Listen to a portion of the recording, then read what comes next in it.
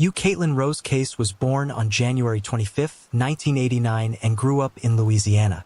In 2022, at the age of 33, Caitlin relocated from Houma, Louisiana to Black Hawk, Colorado to work in engineering maintenance position at the Lodge Casino.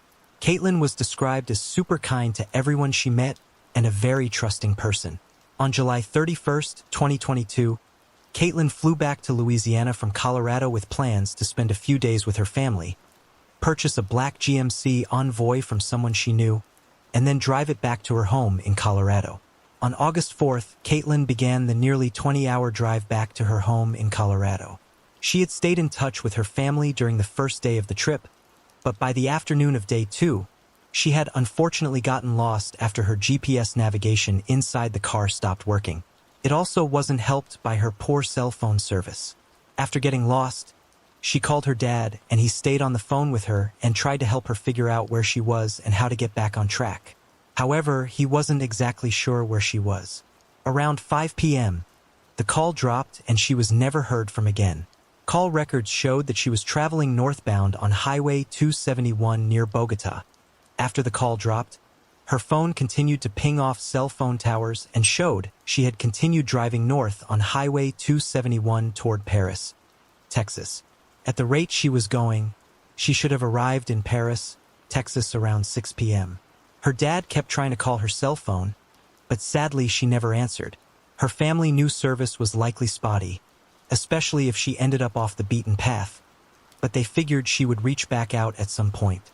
They continued trying to call Caitlin throughout the night, but she never answered. The next day, her father called the local police department in Houma to report his daughter missing. Houma entered Caitlin's information into the NCIC database and immediately released license plate reader alerts in 9 surrounding states. On August 7th, 2 days after Caitlin went missing, her cell phone records showed it pinged off a tower around Hugo, Oklahoma. Houma then alerted the Oklahoma authorities, and they searched the area but found no sign of Caitlin or her GMC Envoy. The next day, August 8th, Caitlin's dad decided to drive to Hugo and search for his daughter. However, much like Oklahoma authorities, he was unable to find any signs of her. On August 12th, 1 week after Caitlin vanished, her brother was shown how to use the Find My Phone feature by Best Buy employee. This allowed him to pinpoint the exact location of her phone. Caitlin's father contacted the Hugo Police Department with the new information, and along with the authorities, they entered the private gated property where the phone was shown to be located. After entering the property, Caitlin's father would find her GMC Envoy. It appeared as if someone was trying to dispose of the vehicle in the Kayamachi River, but it snagged on the path of the river embankment and became cradled between 2 small trees overhanging a 75-foot cliff near Frogville, Oklahoma. After being located, a local wrecker spent 3 to 4 hours bringing her vehicle back to solid ground. However, there was no sign of Caitlin, but all of her belongings were in the vehicle, including both her personal and work cell phones. There was also no sign of a struggle. Authorities said the Kayamachi River is not very deep and likely wouldn't have submerged the entire car, so they believed someone was just looking to get rid of it as quickly as possible. A relative of the property owners said that in the middle of the night on August 5th, the same day Caitlin was last heard from, 2 cars came speeding down that gated drive and only one returned. Unfortunately, the Oklahoma Bureau of Investigation didn't secure the area as a crime scene and possibly lost vital clues. Caitlin's family organized a search and rescue group with the help of tracking dogs, but strangely, the property owner's son came forward and asked them to leave. Authorities traced her route using cell phone data, Wi-Fi data, license plate readers, 911 calls, and credit card usage. One of the 911 calls received at 10:53 p.m. on August 5th was not dispatched by the 911 center and would have been crucial in finding out who was in control of the vehicle and might have been able to save her. The family reviewed all the information they were given and learned of several gaps regarding Caitlin's last known location where she was speaking to her father. They figured out that all communication had stopped in the solar plant area south of Cunningham, Texas. There was no GPS data from 5:16 p.m. to 6:59 p.m., with the exception of a Wi-Fi hit at 6:10 p.m. on CR 17300 road southeast of Cunningham. where supposedly an eyewitness spoke to Caitlin in his driveway. When he spoke with Caitlin, she informed him that she had made a wrong turn. OSBI mapping then has her vehicle leaving Cunningham at 6:59 p.m. At 9:17 p.m., a license plate reader captured her car leaving Paris, Texas, going northwest on a local road called FM 79. What's also strange is Hugo, Oklahoma is a straight shot north of Paris, but her car was seen heading northwest away from Hugo. Yet, 2.5 hours later, her car appeared in Hugo. At 11:46 p.m., less than an hour after that mysterious 911 call, her car entered the private property in Hugo, Oklahoma, where it would remain until it was found a week later. Law enforcement found CCTV footage of her along her route, which they found by searching her bank records. They released a picture of Caitlin at the gas station that evening, and at that time, everything appeared fine. Authorities believe that Caitlin met with foul play, her vehicle was taken over by someone, and then they attempted to hide it. There are a lot of locations involved in this case, but I will try and sum it up. It appears she was heading northwest from the interstate toward Paris, Texas, got lost and ended up in Cunningham, Texas, where she encountered a homeowner in his driveway. She then appears to have made it to Paris, Texas, and continued northwest on FM 79. Over 2 hours later, her car ended up in Hugo, Texas, and then finally in Frogville, which is southeast of Hugo, where it was ultimately dumped near the Kiamachi River. As of April 2023, Caitlin has never been found, and this case remains unsolved. Gregory James Hart grew up in Norwood, Massachusetts, and graduated from Norwood High School in 2005. At the age of 20, Greg had recently moved to Dedham, Massachusetts, and graduated with honors from the University of Massachusetts Amherst. He was described as very smart, passionate about reading, music, and dogs, and had a lot of drive for success. On March 13, 2010, Greg left home at about 10 p.m. and drove to meet up with some friends in Providence, Rhode Island. Greg had just landed his first job at a company called Meditech and was heading out to celebrate. He had also recently taken an exam to become a Navy aviator.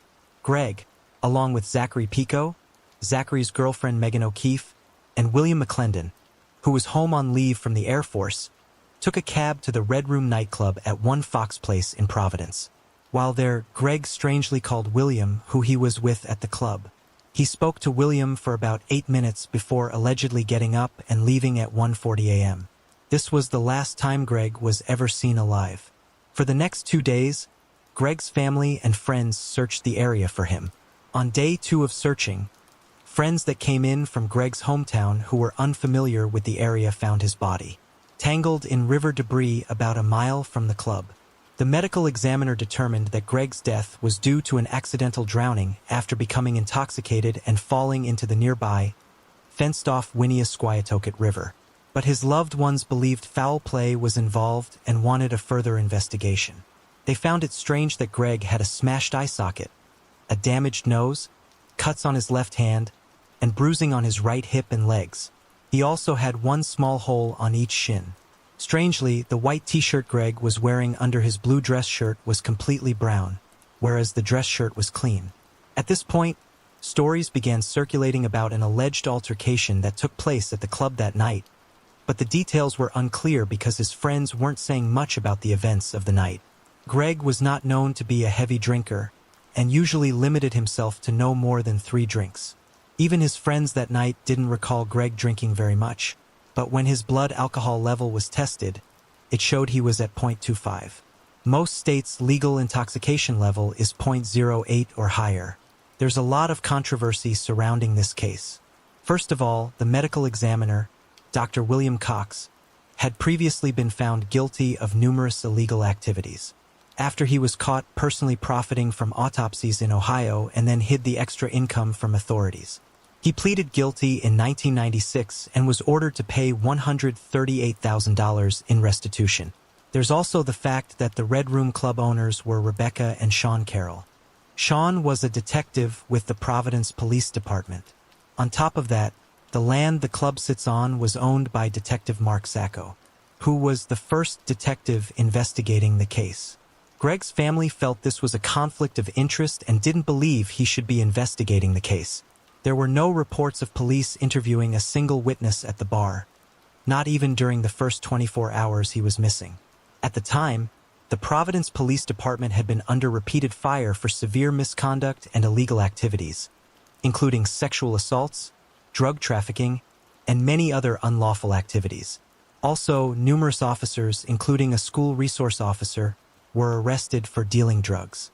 One officer was convicted in 2010, the same year of Greg's alleged murder, for sexually assaulting a teenage girl while on duty after offering her a ride outside a nightclub and taking her to an unoccupied police substation. The officer left DNA behind and was seen on video surveillance leaving alone. Several minutes later, his victim, who had been sleeping or passed out, woke up, left the substation shortly after 3 a.m., and made her way to a relative's house in South Providence, where a family member called 911. A few minutes later, 3 police officers showed up, including her attacker, to take a complaint about the alleged incident, which he did. He was also previously charged with sexually assaulting a 10-year-old girl and physically assaulting the director of the DMV. He was also charged with trying to extort sex from a well-known prostitute while on duty. Despite this, he was kept on the force for 13 years before finally being put behind bars. Initially, the police report following Greg's death said his phone and keys were found in the club's parking lot. However, 2 days later, another version said the phone was found in Greg's pocket. Greg's family received the phone from the police, but it was broken into several pieces. They were told that technicians from the state crime lab were unable to retrieve any information from the phone because of water damage. So his parents hired a computer forensics firm that recovered data from Greg's battered iPhone, indicating it was never in the water, contradicting the police reports.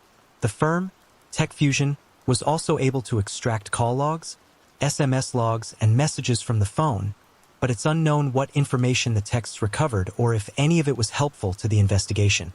The company came to the conclusion that the phone was deliberately broken into pieces in order to prevent information from being retrieved. To this day, the 3 so-called friends with Greg that night have refused to talk to his family about what happened at the bar. The family suspect somebody beat their son and later dumped him in the river. A video taken around the time of Greg's death will give you an idea of the type of place the Red Room was. It was also known as an underground bar and was not advertised to the public. Immediately after his death, the owners changed the bar's name to Saints and Sinners Lounge. So what do y'all think? Was Greg murdered or just a victim of an unfortunate accident? Let me know in the comments below. Christina Lynn Bastian was born on July 8, 1981 to Cheryl Deeney in Apple Valley, California. In her 20s, she was diagnosed with bipolar disorder but was on medication and the condition was reportedly stable. When Christina was 34 years old, she was living in an apartment on Laguna Road in Apple Valley near her mother and 4 younger sisters. She was saving to buy a home while working towards a master's degree. After recently graduating from college, she became a freshman and sophomore English teacher at Silverado High School in Victorville. In the summer of 2015, Christina decided to get off her medication with the alleged approval of her physician and family because it had caused her to put on some weight. For a few months, Christina remained stable and thought, as a devout Christian, that God had healed her. She considered the journey a test of her faith. However, by the end of October 2015, things had started to unravel. She had been involved in a car accident that left her vehicle totaled. Then on October 29, 2015, someone tried to break into her home, causing her to start acting paranoid and erratic. At this point, she became too frightened to remain in her apartment, and on October 30th, she packed up her belongings and left. She then took her phone's SIM card out, broke the phone, and then strangely drove 350 miles to Phoenix, Arizona. The next morning, she called her mother from Phoenix to inform her where she was. Christina then drove back to Apple Valley to attend the Harvest Festival at the Apple Valley Faith Center, where her mother was the senior pastor. At the church, Christina reportedly told her brother-in-law that she didn't want to be Christina Bastian anymore and wanted to disappear. She also said she was considering taking a long break from her job to figure out what to do with her life. When the event ended, Christina drove to a friend's house in Apple Valley, where she was supposed to stay the night. At the time, her truck was loaded with personal belongings she had previously packed from her apartment. The next day, on November 1st, 2015, Christina suddenly left her friend's house around 1:45 a.m. She took her dog, a white and tan Maltiput named Coco, with her and drove away in her truck. She left her wallet, license, bank cards, and eyeglasses behind at her friend's house, which is strange considering her very poor eyesight. The next day, Christina's mother grew concerned when she received a call from someone who found some of Christina's belongings strewn along Highway 247 near Lucerne Valley and quickly filed a missing persons report. Her stuff was in a pile, and it appeared as if she drove to the opposite side of the road and dumped her belongings from the bed of the truck. Everything was there, including the bed liner, her cell phone, electric guitar, checks, artwork, and photos. On November 2nd, 2015, Christina's Dodge Ram pickup truck was found abandoned on a dirt road along Highway 62 in Morongo Valley, California. The truck, which was purchased the week prior, had scratches and dents on both sides and looked like it had been driven over rough desert terrain. The next day, a stranger found Coco alive nearly 70 miles from where the truck had been located. 9 days later, on November 11th, 2015, a backpack containing pictures, medication, bills, and other items were found on a dirt road near Bear Valley Road and Central Roads. A bumper believed to be from her truck was also found along with the backpack.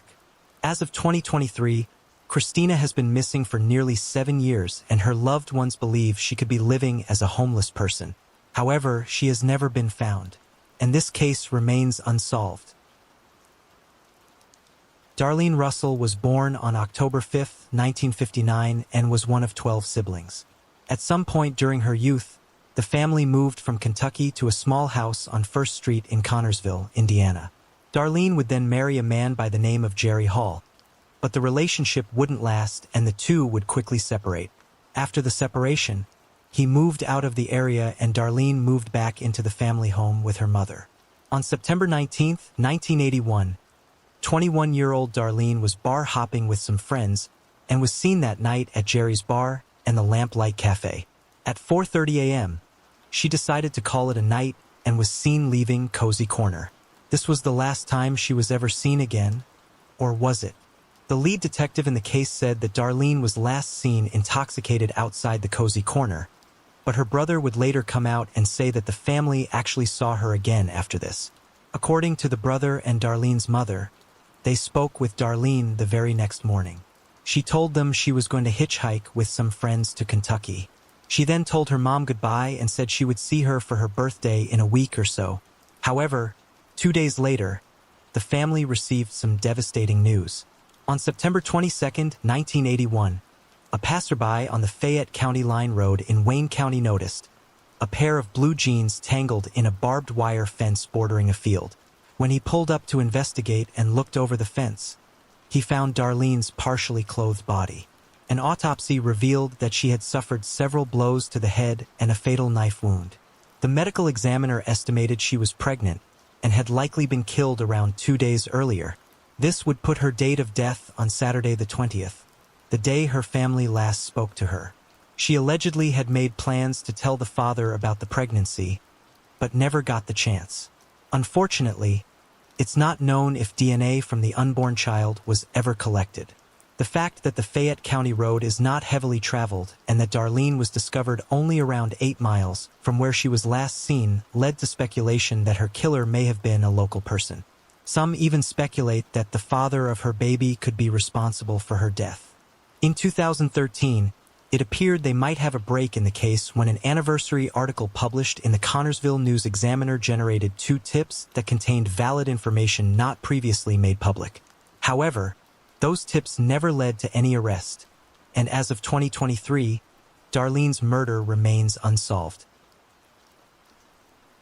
Brandon Dwayne Blansett was born on September 14, 1987. He later attended Hazen High School in Hazen, Arkansas, and studied computer technology in college. At the age of 34, Brandon was divorced, living in Jonesboro, Arkansas, and working at Bumper to Bumper Auto, Planet Fitness, and Plaza Tire. Those who knew him described him as an energetic and dedicated hard worker who loved the Arkansas Razorbacks and his dog Sandy. After both his parents passed away, he turned to religion while trying to fight the demons in his life. In 2021, Brandon was allegedly romantically involved with several different women at the same time. It was also speculated that Brandon was possibly suffering from an untreated mental illness. On October 10, 2021, he and his girlfriend, Taylor, reportedly got into an argument at her house on Wildwood Point in Jonesboro, Arkansas.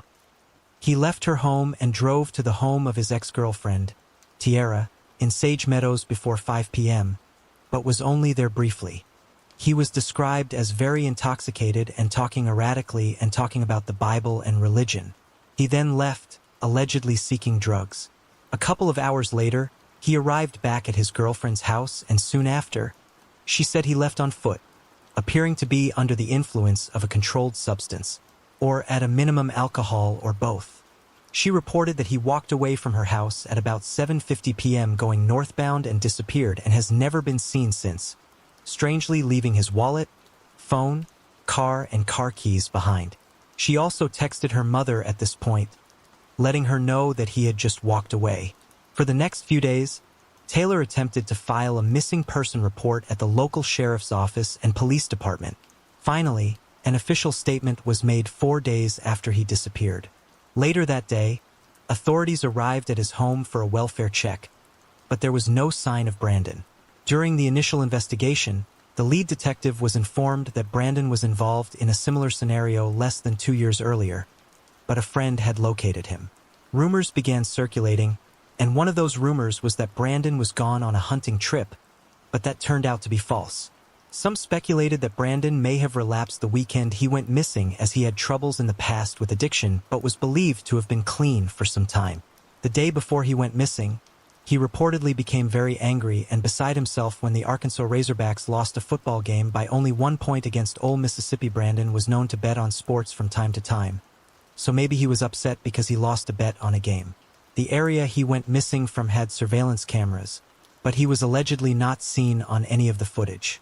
This helped narrow down directions that he didn't walk, but would not cover every angle if he did indeed walk away from the house that night.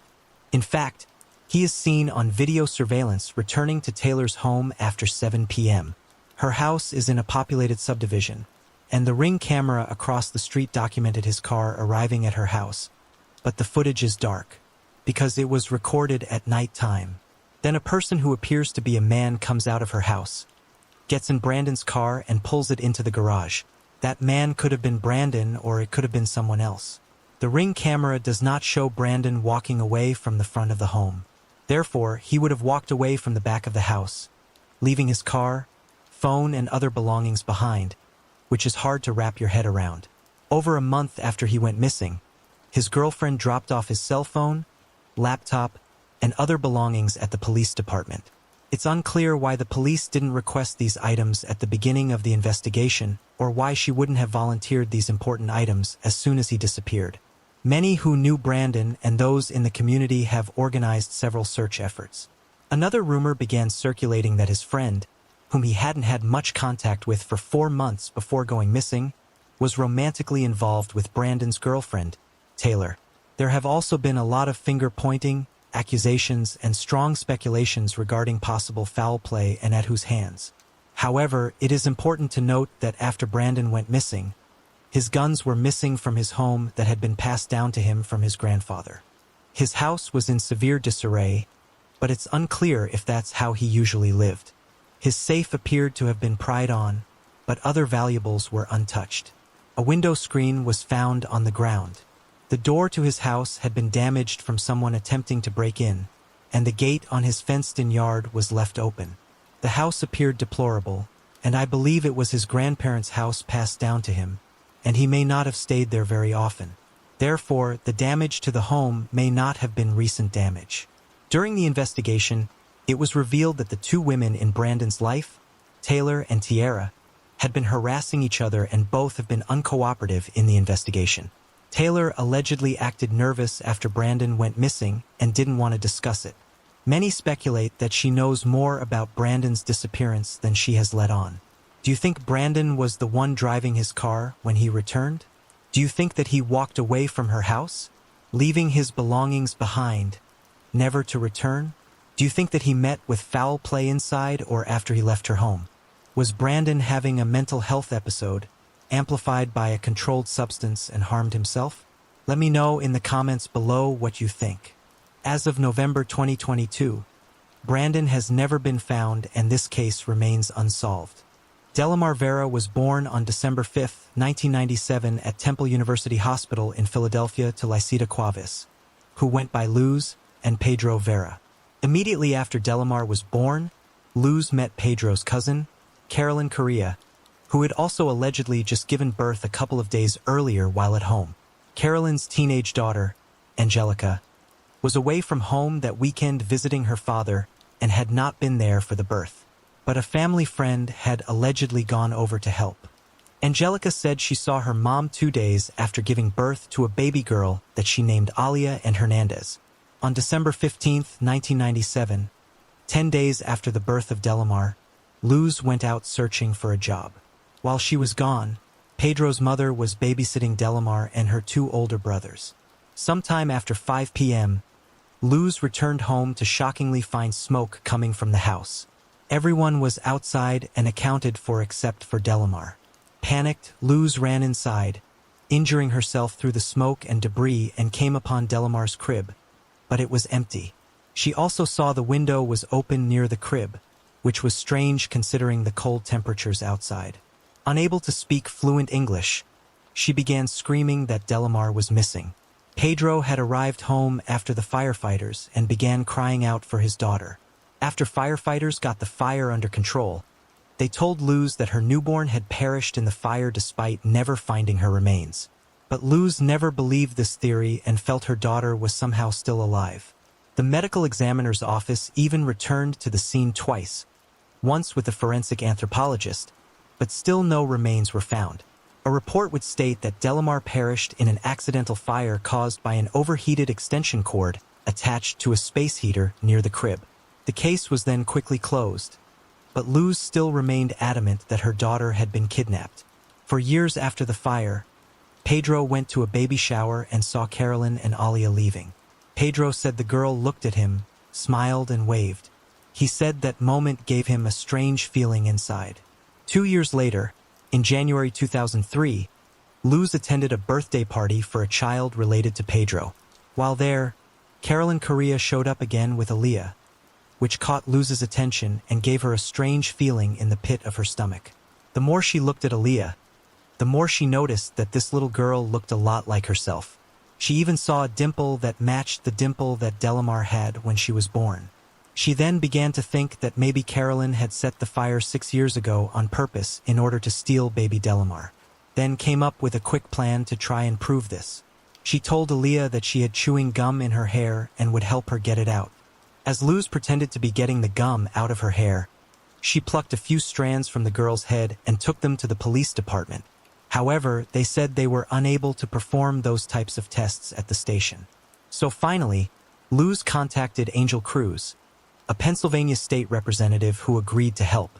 Cruz obtained hair samples from both Luz and the child and took them to the police for DNA analysis, along with Luz's accusation that Carolyn Correa had stole her baby and set the house on fire to cover the kidnapping. Shockingly, the test revealed that Alia was indeed Delamar.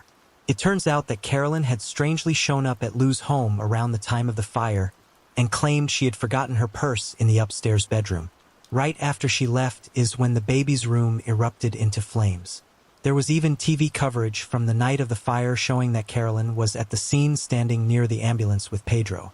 It's believed that Carolyn kidnapped Delamar because her baby was stillborn, but there's also a theory that Carolyn may have never even been pregnant in the first place. When the DNA results came in, Carolyn was reportedly hysterical and didn't believe them. She claimed that if the girl wasn't hers, then who had her daughter? She even paid over $600 for her own DNA test before she was arrested. She clearly believed that Alia was truly her daughter. Regardless, Delamar Vera was returned to her family. Carolyn was arrested and found guilty of kidnapping, arson, and attempted murder. She was sentenced to 9 to 30 years behind bars. In court, Carolyn publicly accused Pedro of helping her steal his baby, which he denied. Some people believe that Carolyn suffered extreme postpartum mental illness after giving birth to a stillborn and convinced herself that Aaliyah was her child.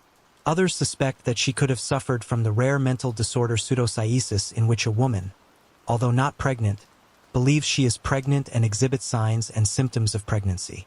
Andre Moore, who was dating Carolyn when she was allegedly pregnant, said she appeared pregnant and told him that Aaliyah was his daughter. Andre was suspicious and took a paternity test in 1999, which proved he was not the child's father. Carolyn also had 3 other children who thought Aaliyah was their sibling.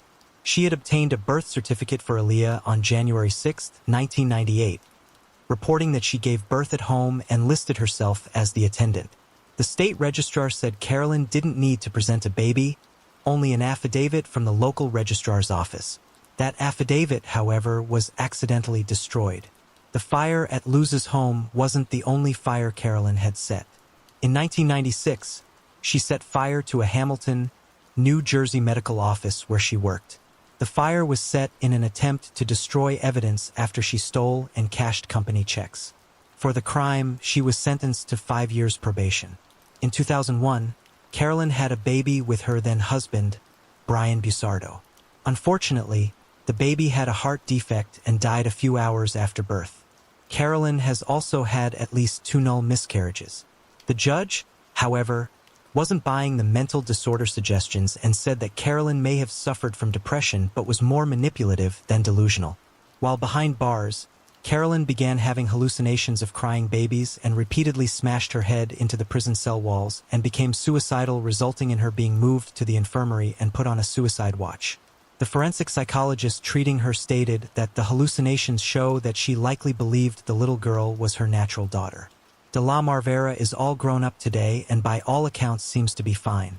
After getting their daughter back, Pedro and Luz signed a 6-figure deal to sell their story for a movie which was created titled Little Girl Lost, the De La Marvera story. Jonathan Madden was born in 1991 in Toronto, Canada. He almost always smiled and loved Beethoven, watching basketball games and playing video games with his older brother, Kevin Madden. At the age of 12, Jonathan looked up to his 16-year-old brother, but there was a problem with that. You see, Kevin wasn't the best of role models and was actually a very troubled teen who often skipped school. When Kevin skipped school and got into trouble, it was usually with his best friend, Timothy Fairman, who often talked about drinking human blood, leading to the nickname Vampire Boy. On November 25, 2003, Kevin, Timothy, and another classmate once again skipped school. The 3 teens went to Kevin's home on Dolls Road, where they drank alcohol and trashed the house with baseball bats. At the time, Jonathan was at school, and their mother, Joanne, and their stepfather, Ralston, were at work. That afternoon, Kevin strangely told his friends that he planned to kill his entire family when they returned. Meanwhile, Timothy called his girlfriend to brag about what he and his friends intended to do. His girlfriend became worried and called back and recorded a conversation of the boys discussing their horrifying plan. Shortly after the call, Jonathan arrived home from school. When he entered the home, he was attacked by the boys and shoved down the stairs into the dark basement. That's where Kevin would savagely murder him with a knife. Following the murder, the boys hid Jonathan's body in a basement crawlspace and waited for Kevin's stepfather to come home. When he did, they attacked him with a baseball bat and knife, but he managed to escape and call the police. The 3 boys were soon arrested. Kevin's lawyer claimed that he was mentally ill and had suffered tremendously following the breakup of his parents' marriage. He resented his mother and stepfather and felt like Jonathan was receiving special treatment. Before the murder, Kevin had shown signs of mental trouble by assaulting his girlfriend and threatening to kill several of his classmates. Kevin put the blame on his mother, saying she never loved him. Several experts examined Kevin, and all of them determined that he was deeply disturbed. But they all differed on what the actual cause was. The court-appointed psychiatrist Dr. Ian Swee said that Kevin was a psychopath with a personality disorder. He also said that Kevin was highly dangerous and very likely to be a repeat offender. Kevin's first trial would end in a mistrial after the key witness, Timothy's girlfriend, perjured herself. She made several posts on vampirefreaks.com indicating an interest in vampirism, contradicting earlier court testimony in which she minimized her interest in vampire fetishism. The reason that is important is because Timothy admitted that the plot to kill Kevin's family was his own fantasy, complete with vampire overtones concocted to impress his girlfriend who was also interested in vampires. However, it was ultimately determined that Timothy hadn't physically participated in the murder but had handed Kevin the knife. Furthermore, unlike Kevin, who told people not to be concerned with Jonathan's death, Timothy had actually shown remorse and shame for his participation in the murder. In the end, Kevin was found guilty of first-degree murder while Timothy was found guilty of manslaughter. The third teenager would end up being acquitted of all charges. During the sentencing phase, Kevin's defense lawyer fought for him to be sentenced as a juvenile and be sent to psychiatric treatment. But Kevin was instead sentenced as an adult and sentenced to life in prison without the possibility of parole for 10 years. If he had been sentenced as a youth, he could have been released in as little as 4 years. Timothy was sentenced to 2 years in a youth facility and 3 years of probation. Melissa Suzanne Highsmith was born on November 6, 1969 to parents Alta Apentenko and Jeffrey Highsmith. Not long after she was born, the family moved from Fort Worth, Texas to southern Illinois. After moving, Alta and Jeffrey split up, and baby Melissa and her mother moved back to Fort Worth. She eventually settled in with her friend Carol in an apartment on East Seminary. In 1971, Alta placed an ad in the local Fort Worth Star-Telegram seeking a babysitter for Melissa, who was now 21 months old. Alta began working full-time cleaning churches and was desperate for childcare. Unfortunately, she was so desperate that she hired a woman who answered the ad without ever meeting her. She had attempted to meet the woman, but the woman calling herself Ruth Johnson never showed up. Ruth later called Alta and explained that she still wanted the job and there was nothing to worry about. She even told her that Melissa could play in her large backyard along with the other children she cared for. Alta agreed and Ruth said she would be by the next day to pick her up. On August 23, 1971, the woman arrived to pick up Melissa, who was in the care of Alta's roommate, Carol, because Alta had left earlier in the morning for work. The woman entered the apartment and after seeing Carol had a son, she offered to take him as well. Carol thankfully declined and sensed something was off about the woman who had just left with Melissa wearing white gloves, sunglasses, and a bonnet around her head in the middle of August in Texas. It was later speculated that the person could have actually been a man impersonating a woman. That afternoon, Alta returned home expecting Melissa to be dropped off at 5 or 6 p.m., but the woman never showed. She didn't have a phone number for the woman and had no idea how to track her down. Guilt and devastation overwhelmed Alta. Jeffrey also felt guilty knowing that she might not have done something so drastic if he had been helping her with child support. The FBI assisted the Fort Worth police, who initially suspected that Jeffrey could be responsible for the kidnapping, but he was ultimately cleared of any involvement. Law enforcement was also suspicious of Alta, but they were eventually able to mark her off the list as well. Meanwhile, Jeffrey and Alta would remarry and have 4 more children. For the next 50 years, they continued to search for Melissa. In the fall of 2022, 51 years after the kidnapping, a tip came in that a woman resembling the age progression photo of what Melissa could look like posted on the National Center for Missing and Exploited Children website was seen in Charleston, South Carolina. A news station in Charleston covered the case and other stations followed suit. Within weeks, the Highsmiths were in Charleston with an overwhelming hope that their daughter had been found. Sadly, the woman was not Melissa, but it did cause the case to go viral, which in turn caused nationwide interest.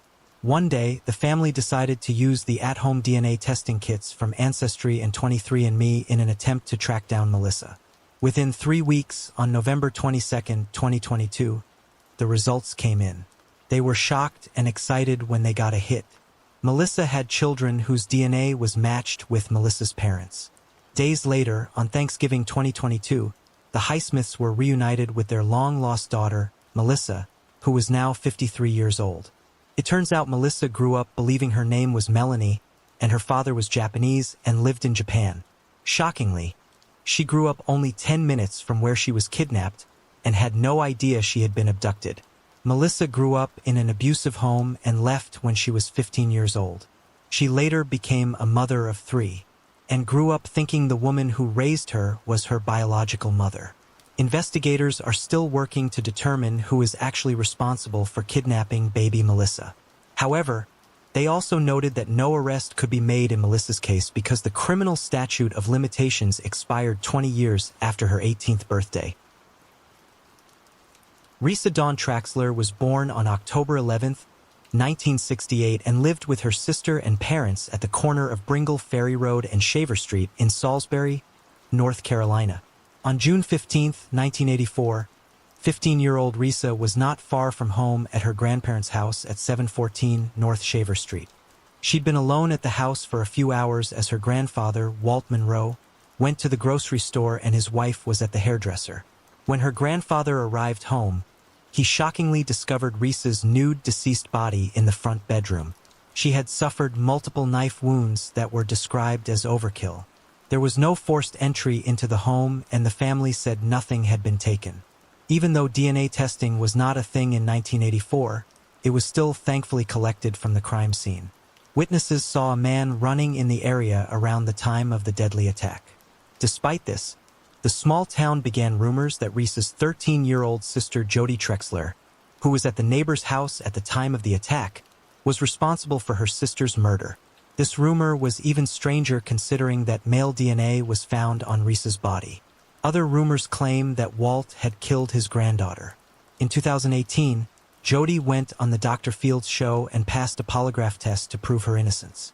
Her appearance on the show sparked renewed interest in the unsolved murder, prompting Salisbury Police Department to seek the services of Parabon Nanolabs.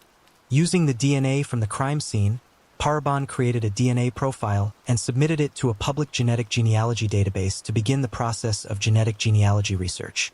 After getting several matches, scientists constructed their family trees using online genealogy databases, newspaper archives, public family trees, obituaries, and other public records. This all led to one suspect, Curtis Edward Blair Sr. At the time of her murder, Blair was in his 40s and worked at the Frito-Lay factory just 2 blocks from the Trexler family home. He had also served time for an assault with a deadly weapon in 1986. Moved to San Diego, California 2 years after the murder, where he later died of natural causes in 2004. Authorities obtained a court order to exhume his body to gather DNA evidence for testing, which later confirmed that the DNA obtained from Blair's remains matched the DNA profile from the crime scene evidence. Thankfully, after 35 years, the Trexler family finally has some closure. Susan Lee Eads was born in April 1963 in Mississippi and as a teenager moved to Seabrook, Texas. She graduated from Clear Lake High School around 1982, and when Susan was 20 years old, she was working as a DJ and a part-time cocktail waitress at the Prickly Pear Bar in Webster and Charlie's Bar in Nassau Bay. On the night of August 30th, 1983, Susan left her shift at Charlie's Bar never to return or arrive back at the home she shared with her mother Shirley. She had plans to meet friends at a local bar called Jason's Club. The next day, students driving down a busy highway in Seabrook spotted Susan's lifeless body. She was found sexually assaulted and strangled to death with her own black bodysuit near a tree trunk on a vacant lot near NASA Road 1 and Elam Street. Her 1976 Chevrolet Monte Carlo was found in the parking lot of the now-defunct Gulf States Yachts Boat Store, very close to where her body was found. The contents of her purse were dumped out in the back seat of the car, and the police believed there were signs of a struggle inside. To this day, her high school class ring and a gold necklace have never been recovered. Witnesses reported that while at the bar, a white man in a cowboy hat approached Susan a few times, asking her for a dance. He seemed persistent, but Susan declined. Then she was reported to have left the club at around 2:30 a.m. Other witnesses said they saw the unidentified man in the hat leaving soon after. A composite sketch of this man was made and published, leading to many tips, but none of them led to anything concrete. While the authorities worked on the murder case, Shirley received strange phone calls from a man who claimed to have photos of her daughter, only referring to himself as Bill. He said that he lived in Houston, Texas, and wanted to show her these pictures, but no one else. but he would always hang up before police could trace the calls. Numerous other leads were developed early on in the investigation, but ultimately, the case turned cold and would go unsolved for the next 40 years. In 2017, her case was reopened by cold case investigators, but they had little to go on. They had the mysterious phone calls restored in 2018. Investigators also turned to a non-serial killer by the name of Anthony Shore, aka the Tourniquet Killer, who was about to be executed and lived in the area.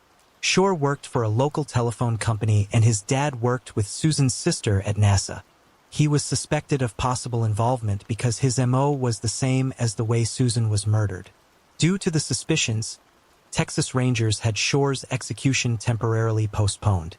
Although Shore confessed to between 50 and 100 sexual assaults and many other crimes, he adamantly denied murdering Susan. He stated that he committed 4 homicides and was a serial rapist. He also said that when a date rape drug came on the scene, he no longer had to kill women he assaulted. He was later executed, but his DNA was taken beforehand and proved he was not Susan's killer.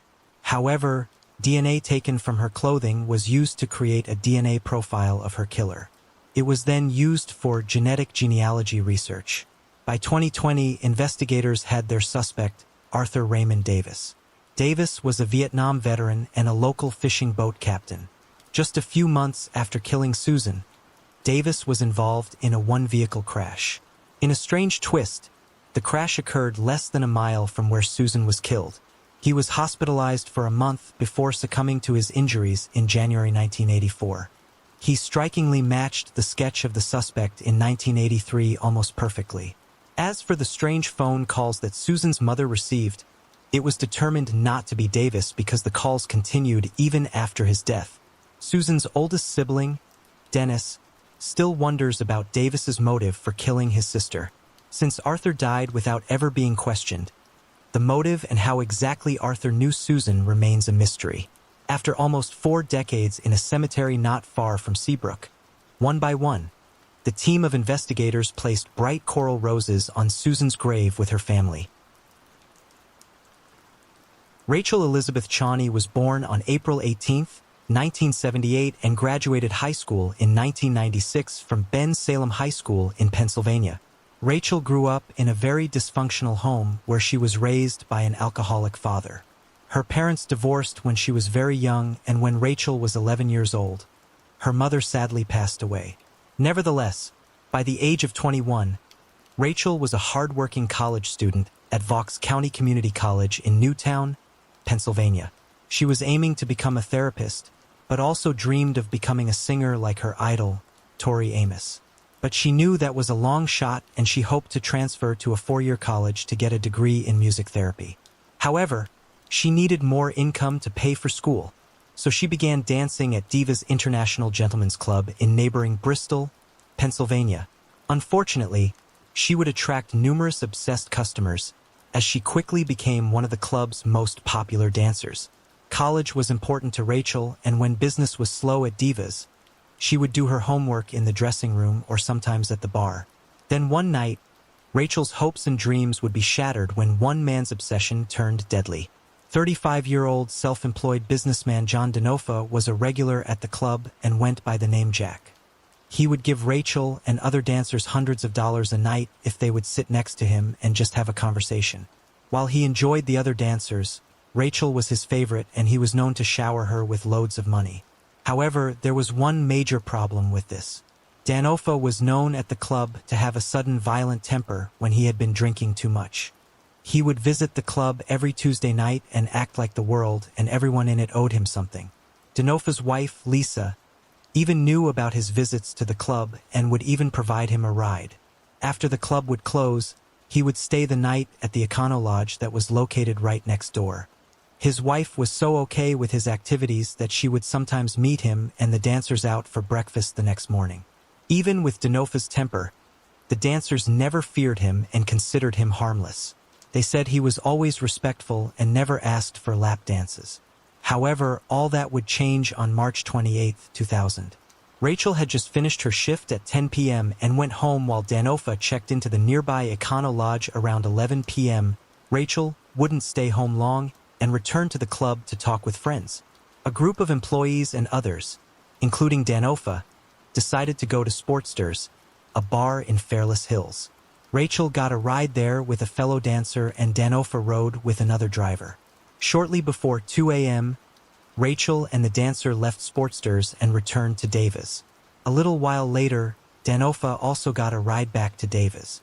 According to a dancer known as Kashmir, when Danofa arrived, Rachel spotted him in the parking lot and said, "Oh, there's Jack. Let me go speak to him." The club was closed and an inebriated Danofa was yelling and banging on the club's doors. So Rachel decided to help him back to his hotel room. Unfortunately, this would be the biggest mistake of her life. After she entered his room, she never made it out safe. It's unclear what exactly happened inside the room, but the theory is that Danofa made a move on Rachel, which she rejected. It's believed that the rejection angered Danofa, who then tried to strangle her. After that, Rachel was thrown through the second-story hotel room window to the ground below. Although the fall was not initially fatal, Rachel was knocked unconscious.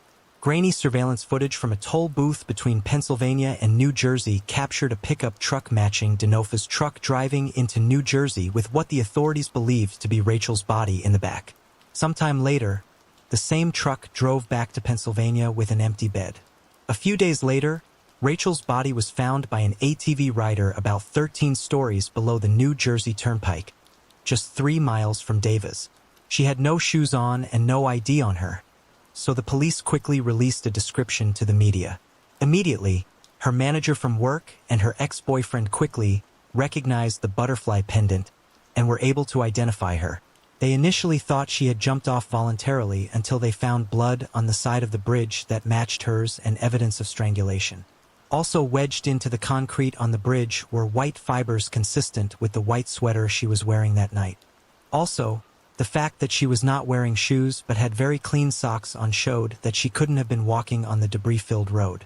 During the autopsy, medical examiners found evidence that Rachel was still alive when she was thrown from the bridge. Investigators retraced her steps back to when she worked her last shift at Davis the night of her death. That's when they would find her car still in the parking lot. Authorities initially suspected the cook from the club, 26-year-old Jason Woods, because he was known to be obsessed with Rachel and had been constantly bothering her. He would even go as far as to tell people that Rachel was his girlfriend. This eventually led to being fired a few months before Rachel's murder. However, when questioned by the police, he was adamant that he had nothing to do with her death. Homicide investigators would then get the break they were looking for when they learned that Rachel was last seen helping Danofa to his room after she saw him banging on the club's door. This incident was also witnessed by a nearby police officer who offered to help the club manager get the situation under control, but the manager said they were fine. Motel records showed that Danofa checked into room 223 and the motel clerk remembered that Rachel walked him to the room, but he never saw her leave. The night clerk at the motel said that Danofa strangely checked out sometime after 3 a.m. However, Danofa contradicted this, saying Rachel never went into the room, and that she left shortly after dropping him off at the hotel. Investigators brought in a forensic team to check the hotel room, but it had been 4 days since John had stayed there. They were able to find fibers in the room, but they didn't match the fibers found at the bridge. In the hotel registration, Danofa wrote that he was driving a 1996 red Dodge pickup truck. Around 3:12 a.m. on the night Rachel was murdered, a red truck can be seen on security footage driving through the toll booth. They could also see the body of a person in the bed of the truck, which looked like Rachel in the clothes that she was found in. About 25 minutes later, the truck drives back towards the motel with the bed of the truck empty. Though the footage was blurry and the police couldn't see the license plate, they had probable cause to search his truck. Upon searching the truck, they discovered that it had been thoroughly cleaned. However, when the liner in the bed of the truck was removed, investigators finally found what they were looking for: blood that belonged to Rachel. When questioned by police, Danofa said someone else must have driven his truck that night. Police then went back to the motel, and this time they questioned the man that had stayed in the room below his. He said at around 3 a.m., he remembered hearing a loud bud, but never got up to check what it was. Danofa's motel room, faced the back of the hotel where the parking lot was located. Investigators initially found a stain in the parking lot that looked like oil, but upon further investigation, it turned out to be Rachel's blood. Investigators believe that Danofa had intended to throw her body into the Delaware River where it might have never been found. During the trial, his attorney claimed that he was somehow framed for the murder, but the jury wasn't buying it and found Danofa guilty of first-degree murder. He was ultimately sentenced to 30 years in prison with a parole eligibility date of August 2032. Sadly, this is the last photograph of Rachel Chawney just hours before her murder. At the age of 26, Lynn Bush was living with her husband David and their 2-year-old daughter Misty in Casper, Wyoming. On December 9, 1990, David called the police from Butchery's grocery store parking lot to inform them that his wife had been missing since yesterday and that he found her 1985 Ford F-150 still in the store's parking lot. He said there were groceries in the back of the truck and her keys were found lying on the ground nearby. A receipt inside the truck showed Lynn had purchased the groceries at 5:30 p.m. the day before. David claimed he didn't report his wife missing sooner because he thought she had left of her own volition to get back at him for his marital infidelities. But Lynn's loved ones never believed his story and felt that Lynn would have never abandoned her young daughter. There was also testimony from witnesses who say they saw David speeding away with large bags in the back of the couple's truck the day before she officially vanished. 4 days later, on December 13, 1990, police officers served David with a search warrant and seized the pickup truck. They searched the truck and found what appeared to be blood stains throughout the cab. Officers also sprayed luminol inside the truck and found a large amount of blood on the passenger side. When officers searched the Bush home, they found blood on a vodka bottle as well, and when all the samples were tested, they matched Lynn's DNA. David had made very strange comments in the past that caused Lynn's family to suspect him immediately. He had bragged about being able to commit the perfect murder and said he could dispose of a body where no one would find it. After Lynn disappeared, Misty was removed from David's custody and placed in the legal custody of the Wyoming Department of Family Services and the physical custody of her maternal grandparents. Once Misty was in their care, they began to observe some unusual behaviors and sought treatment for her at Northwestern Mental Health Society in Sheridan. Lynn's parents eventually fought for full custody of Misty and were successful. In 1999, since Lynn hadn't used her social security number since her disappearance, the courts declared her legally dead. During the investigation, David would be charged with several crimes unrelated to Lynn's case, including burglary, voter fraud, and possessing a false ID. But it would take 15 years before he would be charged with Lynn's presumed murder. On July 31, 2006, David was arrested after authorities uncovered new evidence. While David was serving time for his other crimes, he allegedly admitted to cellmates that he did in fact murder Lynn. On top of that, David had other suspicious activities that didn't play well in his favor. Not long after Lynn's disappearance, he moved his mistress in with him and then had her forge Lynn's name on some legal documents. Also, someone who served with David in the National Guard said he had taken several items from the unit, including 2 body bags, around the time Lynn disappeared.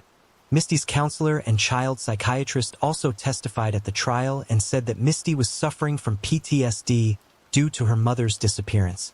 In 1991, 1992, and 1993, while Misty was in treatment, she made multiple statements that she may have witnessed her father murder her mother.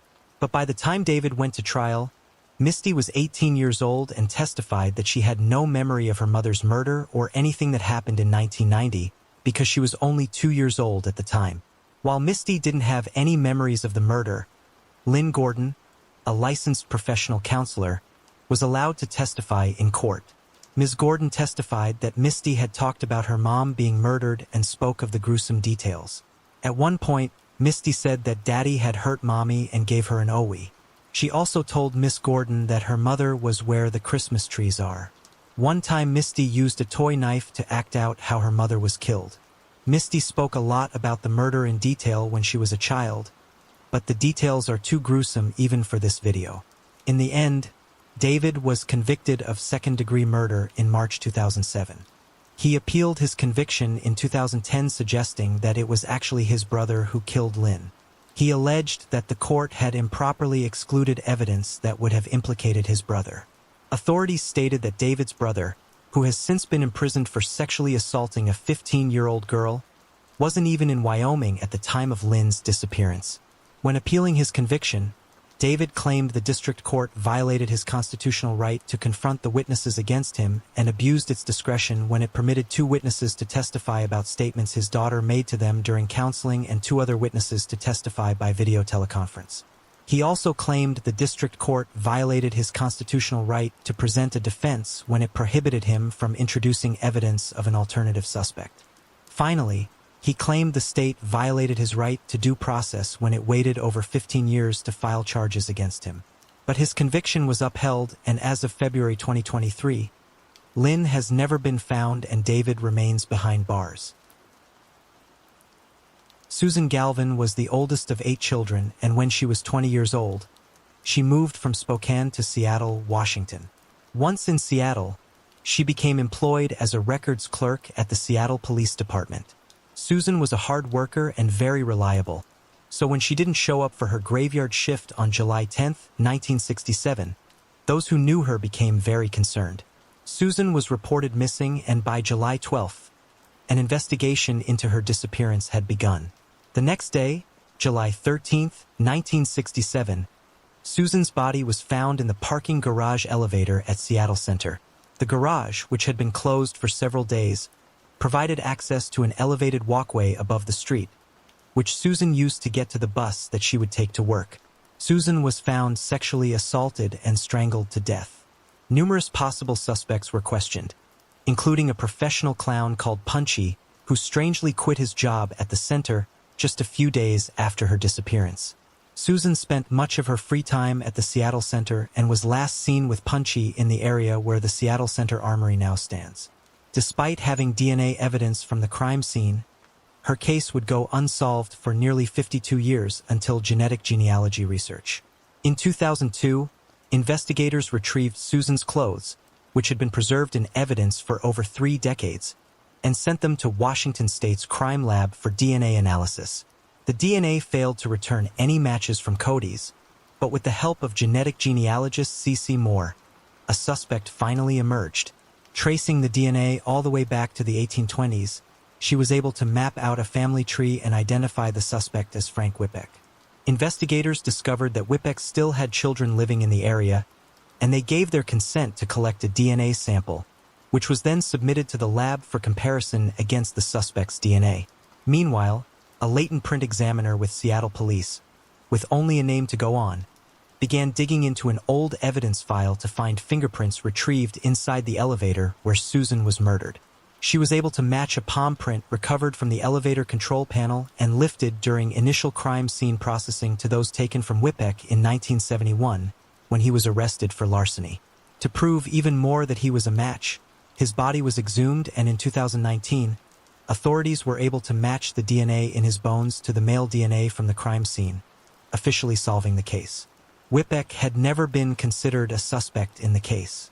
Still, he later went on to commit more crimes in the 1970s, including larceny in 1971, and in 1975 he was accused of impersonating a police officer and making traffic stops, all while armed with a gun.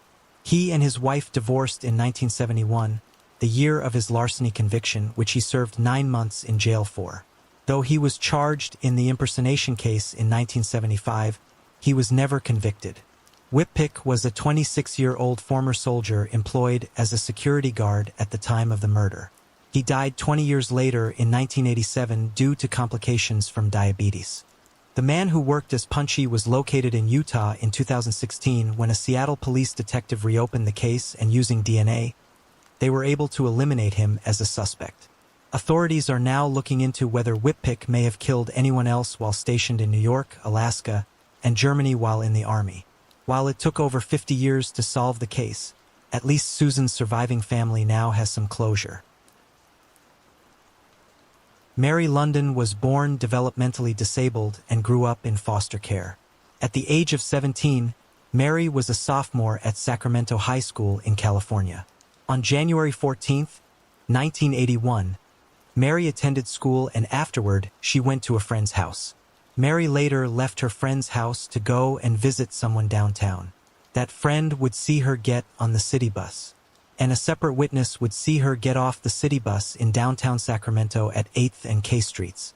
That was the last time Mary was ever seen alive. The next day, her body was found by a passerby in a rural area along San Juan Road. She was found wearing only white socks and one shoe. She had been stabbed to death and was sexually assaulted. DNA from the assault was collected and preserved. Her half-sister, Esther Schneider, would learn of Mary's death that same night on the Channel 40 News. Sadly, the case would go unsolved for the next 40 years. When her case was reopened in 2016, detectives reached out to the public for help identifying a man known as Daryl who was wanted for questioning. They also entered her killer's DNA in Tacotus, but there were no matches. Finally, after submitting his DNA to Tacotus, the police determined that Daryl did not murder Mary. But the Sacramento Police Department refused to give up on the case, despite it being cold for decades, and turned to advancements in DNA technology and the use of genetic genealogy. Finally, in 2020, her killer was identified as Vernon Parker. Ironically, in 1982, the year after Mary's murder, Parker was stabbed to death as well, just a block from where Mary went missing. Detectives learned during their investigation that Parker had been involved in sex trafficking and a prostitution ring and wasn't much older than Mary at the time of the murder. Parker was never even looked at as a suspect, and to this day, it's unclear if Parker and Mary knew each other. Heather Porter was born in 1968, and at the age of 13, she was living on Hazel Avenue in the Woodlawn area of Hallifort, Maryland. Heather had a passion for art and drawing and was a huge Paul McCartney fan and would even bake a cake each year for his birthday. On the evening of September 22, 1981, Heather went missing after last being seen by her close friend, 14-year-old Sue Yutz. The girls had been walking in their neighborhood together until Sue had to go in a different direction to her home. Heather, now walking alone, would never arrive home and was never seen alive again.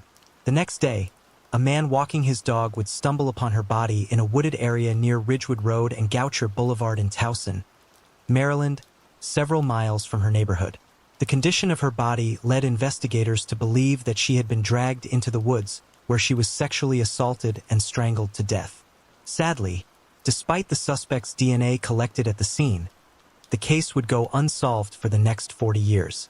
Finally, cold case detectives, along with help from the FBI, as well as Bow Technology and the Hackerman Foundation, authorities would zero in on one man.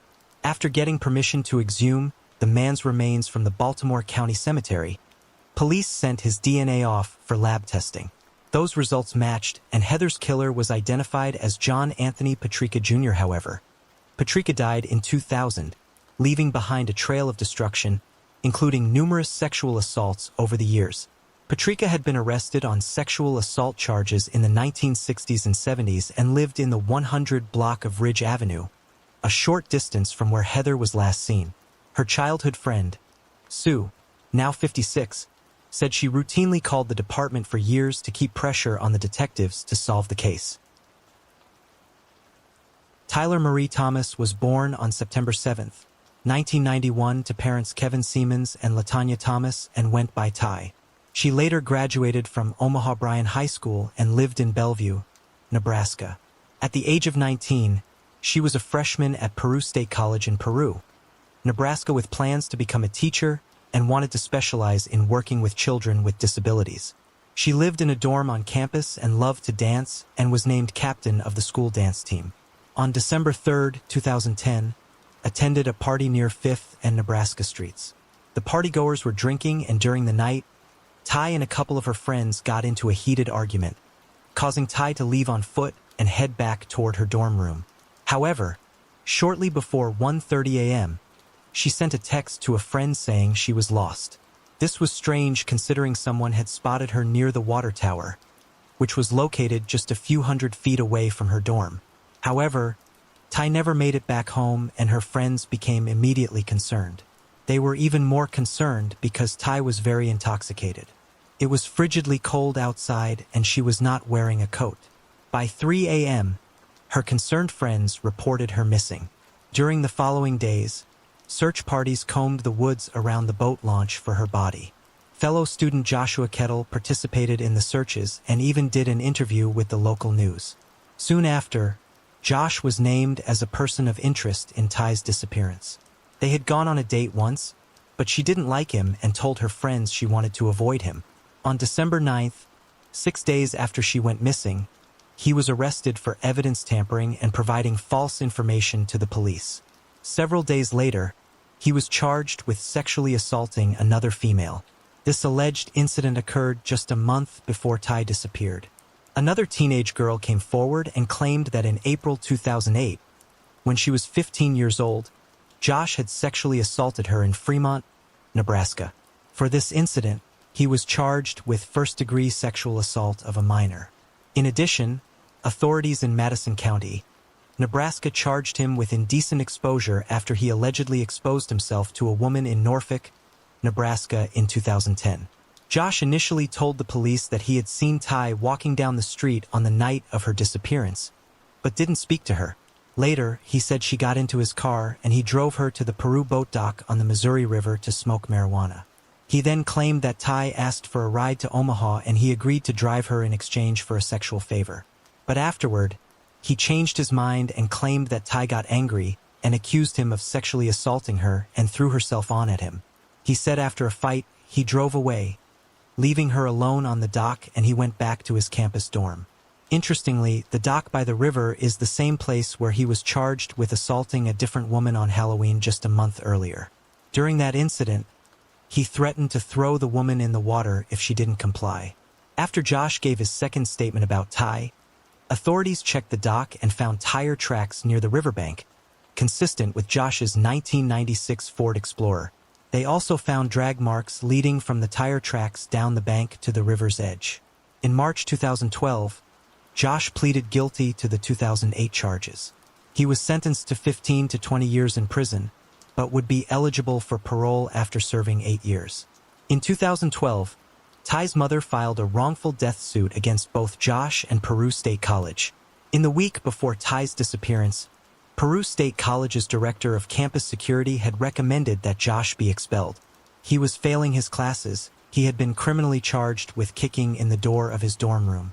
2 students had accused him of sexual harassment in the first 2 weeks after he moved in, and the campus security director knew he had been accused of sexual assault while he was a student at another Nebraska college.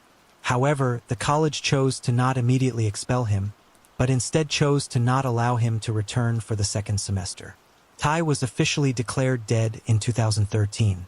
In 2015, the judge dismissed the lawsuit against the school, citing that there was no way the institution could have foreseen that he was a risk for violent behavior.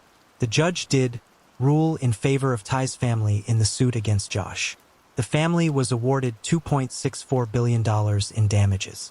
However, since Josh is in jail with no income, they will likely never see a dime of this money.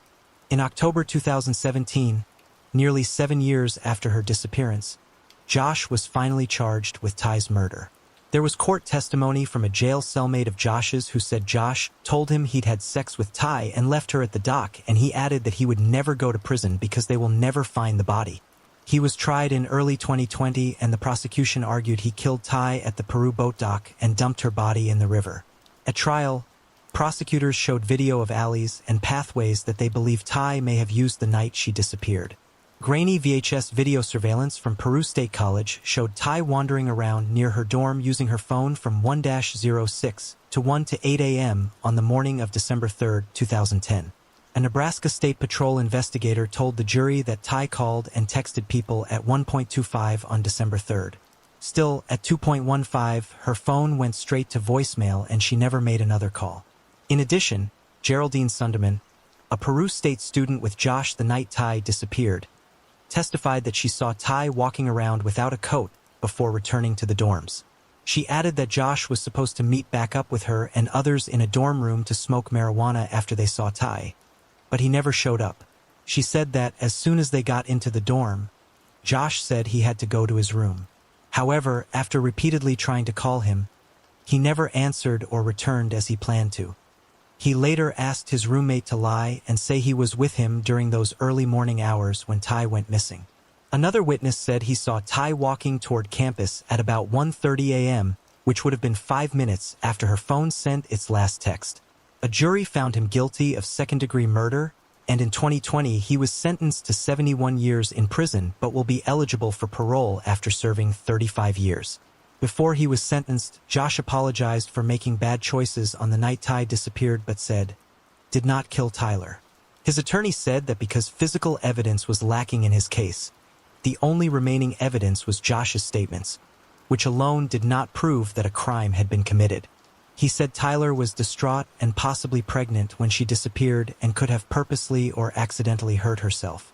Thankfully, the jury never bought that theory, and her murderer will now spend the majority or all of his life behind bars. Denise Diane Flume was born in January of 1968 to parents Judy and David. She was considered their miracle baby after suffering 2 miscarriages. That miracle would continue and they would have another daughter named Jenny.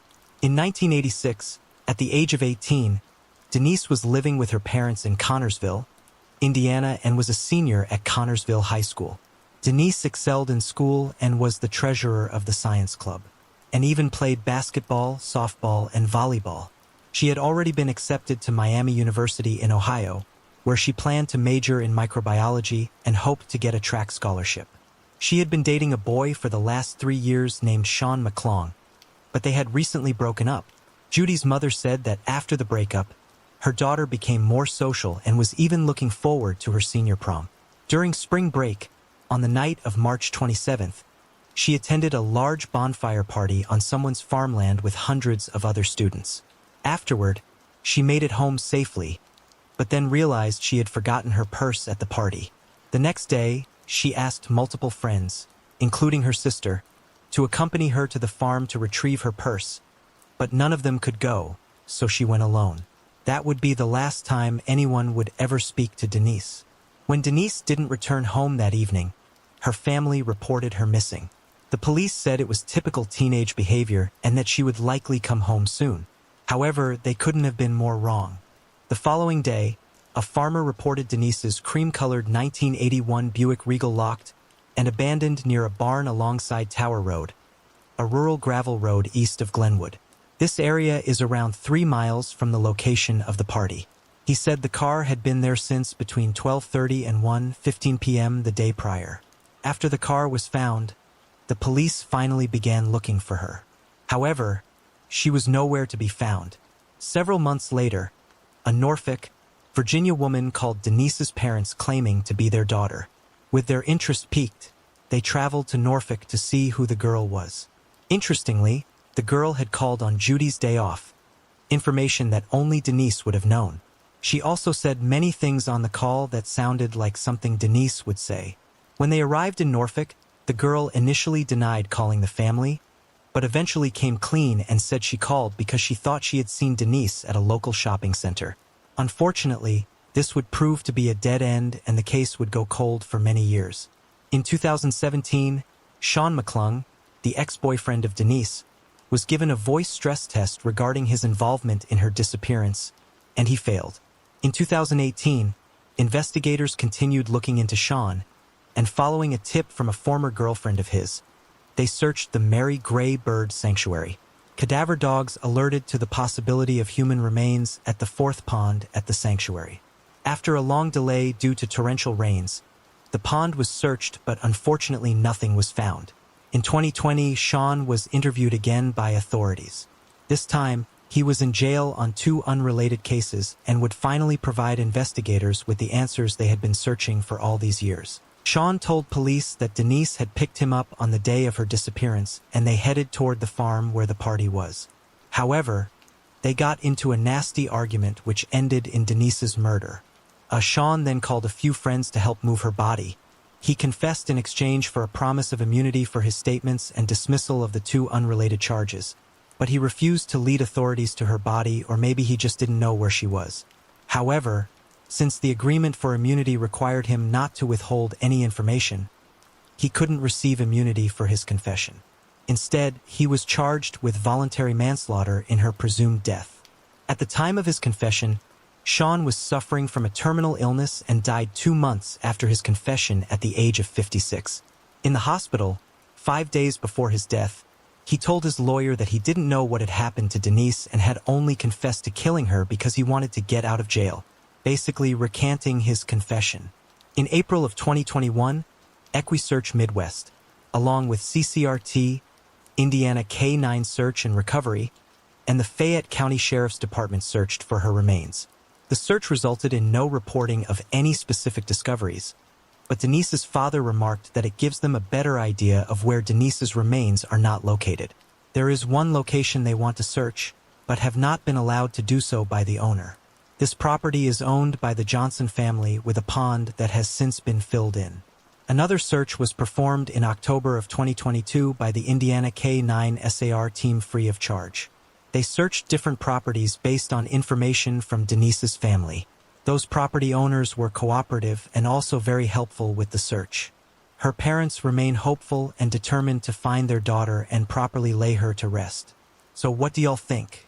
Did Sean kill Denise, or was he just trying to get out of jail?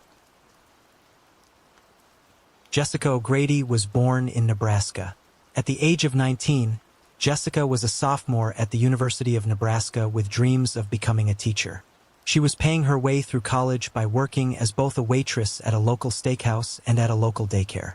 People who knew her described her as lively and free-spirited.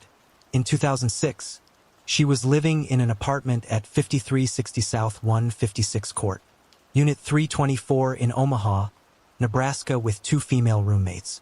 On the night of May 10th, Jessica and her friends were having a get-together at her apartment. At around 11 p.m., Jessica received a text message from a guy named Chris who asked her to come over and hang out. She agreed and headed for his home, but sadly never returned and was never seen again. 2 days later, her friends and family became concerned about her whereabouts and well-being. Finally, when she failed to show up for work, Jessica's family reported her missing. Soon after, they found her car abandoned across from the restaurant where she worked. The guy she was going to see was Chris Edwards, and this was confirmed by her friend, Carrie, who she called while she was on her way to his house. When Chris was interviewed, he said that he was at a movie with some friends, an alibi that checked out. However, that movie ended at 11:30 p.m.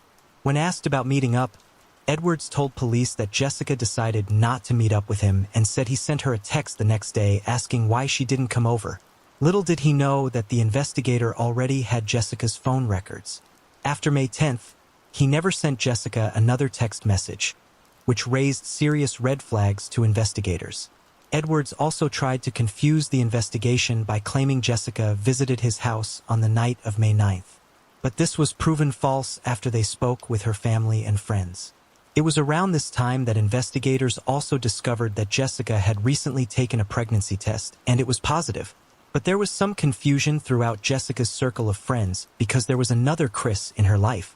His name was Chris Ryan, and Jessica had dated him several months earlier. Police also found out that this Chris was on the sex offenders list and had served over 2 years in prison for his crime. However, he also had a solid alibi, and phone records showed that the two had not communicated in the week prior to her disappearance. When investigators looked through her phone records, they discovered at 12:29 a.m., over an hour after Jessica left her apartment, she sent a message to a friend that said, "No more shenanigans for Jessica." Her friend knew for sure that Jessica sent the message because they were known to use the code word shenanigans when talking about sex. Investigators now wanted to know where she sent the text from, but certain phone companies do not keep a record of that for more than 24 hours. So police could not determine the location. Investigators learned that Chris Edwards had been dating other girls while he was with Jessica. One of them was his girlfriend Michelle, who was also pregnant. It was also discovered that Michelle and Jessica knew each other because they had both worked at the steakhouse. Edwards told Michelle that he wanted to build a life with her, but at the same time, he convinced Jessica that Michelle was just a fling. Jessica had already told Edwards that he was the father of her baby, and that she intended to keep it. On a hunch, investigators decided to re-interview Edwards. They noticed during the interview that he kept talking about Jessica in both the present and past tense, raising serious red flags with investigators. He had also confided in friends that he got Jessica pregnant by mistake and was not happy about it. During the interview, Edwards stuck to his story about being at the movies with friends that night, which investigators confirmed with security footage. But they also saw camera footage of Edwards at a Walgreens the day after her disappearance, buying cleaning supplies and white poster paint and whiteout. Edwards lived in the basement of his aunt's house, and investigators asked if they could look around. He agreed, but strangely said he didn't want them to look at his bed or his camping equipment. During the search of his home, investigators noticed a section of drywall with different shades of white. After a closer look, they noticed that the shades were covering stains of blood. Edwards' explanation was that he had cut his finger. However, the splatter pattern was not consistent with a simple finger cut. They also found 2 swords, including an 18-inch long Bangkok battle sword. The weapons are often used in martial arts and could have caused the cylindrical blood spatter in his room. Though the swords had been cleaned, there were still traces of human blood. In the garage, luminol was used and it revealed that blood had been cleaned up. After turning over his mattress, police found a huge blood stain as well as blood on the headboard and comforter. There was blood in his car as well as a dirty shovel.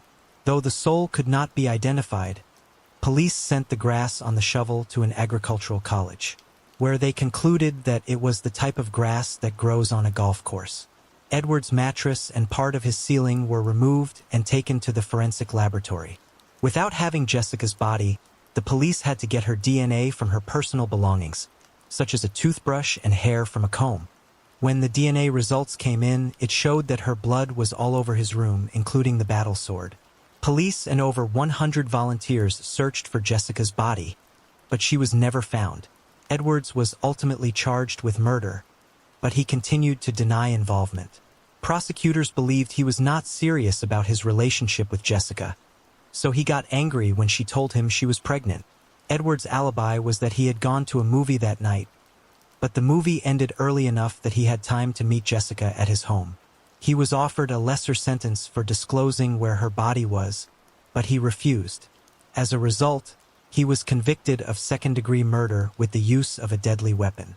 This conviction earned him a 100-year sentence with eligibility for parole in 2056. Over the years, investigators have tried to locate Jessica's body, but as of April 2023, she remains missing. Evelyn Throsby was born on May 11, 1892, and had a brother named Raymond. Over the years, Evelyn had gone through multiple marriages, with the first 2 marriages ending in divorce. She married 2 more times, but in each of those marriages, she was left a widow. However, they both left her with a very large fortune, which she invested skillfully with the assistance of a financial management firm. Her passion was traveling. She had been all over the world and would always leave an itinerary with her attorney in case he needed to reach her. In the summer of 1949, when Evelyn would have been about 57, she met a man 4 years younger than her at a society party. His name was Ewing Scott, and the couple married just a few months later in Mexico in 1950. After the wedding, the two settled into a mansion in the wealthy Los Angeles neighborhood of Bel Air at 217 North Bentley Avenue. Following their marriage, Ewing gradually assumed control of Evelyn's finances, telling her he could manage her money better than her investment counselors. He identified himself as an investment broker and land developer, but strangely he had no source of income. He convinced her to fire her secretary and took over paying her bills and dealing with her banking business. Shockingly, he told their maid that he didn't really love Evelyn and admitted to marrying her just for the money. He asked the maid to eavesdrop on Evelyn's telephone conversations and monitor her mail, but she refused and was subsequently fired. Ewing then urged Evelyn to convert her assets to cash, and so she cashed about $223,000 worth of securities. She also withdrew $180,000 in income from her estate, but left behind a substantial amount of money in bank accounts and safe deposit boxes. Friends and acquaintances reported seeing Evelyn with bruises while she and Ewing were married. Many of her friends, as well as her brother, didn't like her new husband at all. Unfortunately, this led to her and her brother Raymond becoming estranged. On the afternoon of May 16, 1955, Ewing and 63-year-old Evelyn took a Mercedes-Benz out for a test drive from a car lot. But strangely, only Ewing returned. This was the last time Evelyn was ever seen. The next day, Evelyn's hair salon received a call from a man who canceled all her upcoming appointments. They found this strange considering she had been going to this salon once a week for many years now. Sometimes Ewing would claim that Evelyn left the house to buy a can of tooth powder and never returned. Other times he would say that she had been sent to a sanitarium for alcoholism or that she may be somewhere in the East. Anytime someone asked how to get in touch with her, he basically refused to answer.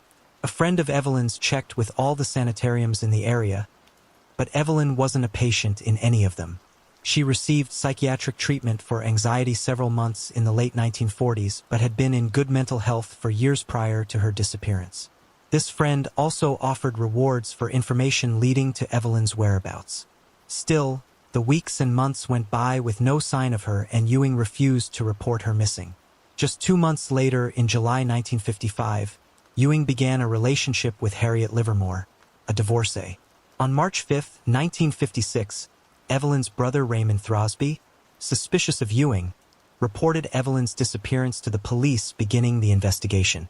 The district attorney soon learned that Ewing was forging her name to checks, and her brother filed a lawsuit demanding an accounting of all her assets. Los Angeles police arrested Ewing and charged him with forgery and fraud for looting his wife's bank accounts after they visited Evelyn's safe deposit boxes and found only envelopes filled with sand. Ewing had withdrawn large sums from Evelyn's safe deposit boxes and deposited those funds in his own accounts. Police then began searching for Evelyn, and upon searching her neighbor's backyard, where an incinerator was located, they found 2 pairs of her eyeglasses, dentures, and a few other personal belongings. They also found a pair of women's charred underwear. However, there was no indication that Evelyn's body had been burned in the backyard incinerator.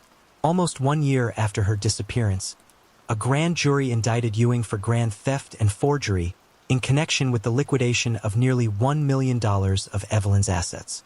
Before he was supposed to come to court in May to make a plea, he fled to Canada and became a wanted fugitive. A few days later, his car was found abandoned in Santa Monica. A bullet had been shot through the window, but there was no blood in the car or the surrounding area. On April 16, 1957, he left Canada and headed for Detroit, Michigan, where he would purchase a car with Evelyn's money. However, upon returning to cross back into Canada, he was arrested. He was then extradited back to Los Angeles. Ewing insisted he did nothing wrong and argued that he could not be prosecuted without a body. During the 11-week trial, the defense produced witnesses who testified that they had seen Evelyn after May 16, 1955. One of them, a railroad ticket agent, said Evelyn had bought a train ticket from her in July and said she was leaving her husband, but that he didn't know it. After deliberating for 29 hours, they found Ewing guilty of first-degree murder. The first-degree murder charge was due to Evelyn's sudden interrupted life pattern, and prosecutors said Ewing killed his wife to gain control of her estate. While prosecutors were looking for the death penalty, the jurors gave him life in prison instead. Ewing was granted parole in 1974 but turned it down, saying to accept it would be an admission of guilt. He was eventually set free in 1978 after serving 21 years. After his release, he lived on a small state allowance in a rundown mid-Wilshire apartment, still insisting that his wife was alive. However, this would all change after a journalist named Diane Wagner wanted to write a book about the case and began talking to Ewing from time to time. Finally, in 1986, 30 years after her disappearance, the journalist produced a tape recording where Ewing appeared to admit to the murder. He described that he struck her once on the head with a rubber mallet and then buried her body in the desert 6 miles east of Las Vegas, Nevada. Wagner's book Corpus Delicti was published in 1986 and included Ewing's confession during the last interview. The confession surprised investigators, who had always assumed that the body was concealed in some part of the San Diego freeway, which had been under construction near the couple's home at the time of the murder. Ewing was the first murderer in U.S. history to be convicted without a body.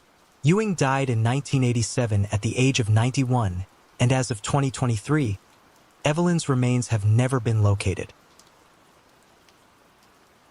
Kristen Denise Smart, a native of Stockton, California, was born on February 20th, 1977. At the age of 19, she was a freshman at California Polytechnic State University, known as Cal Poly in San Luis Obispo, and was living in the Muir Hall dormitory. Kristen was described by those closest to her as a very friendly and generous individual. She was a competitive swimmer and had traveled to many places, including Hawaii and South America.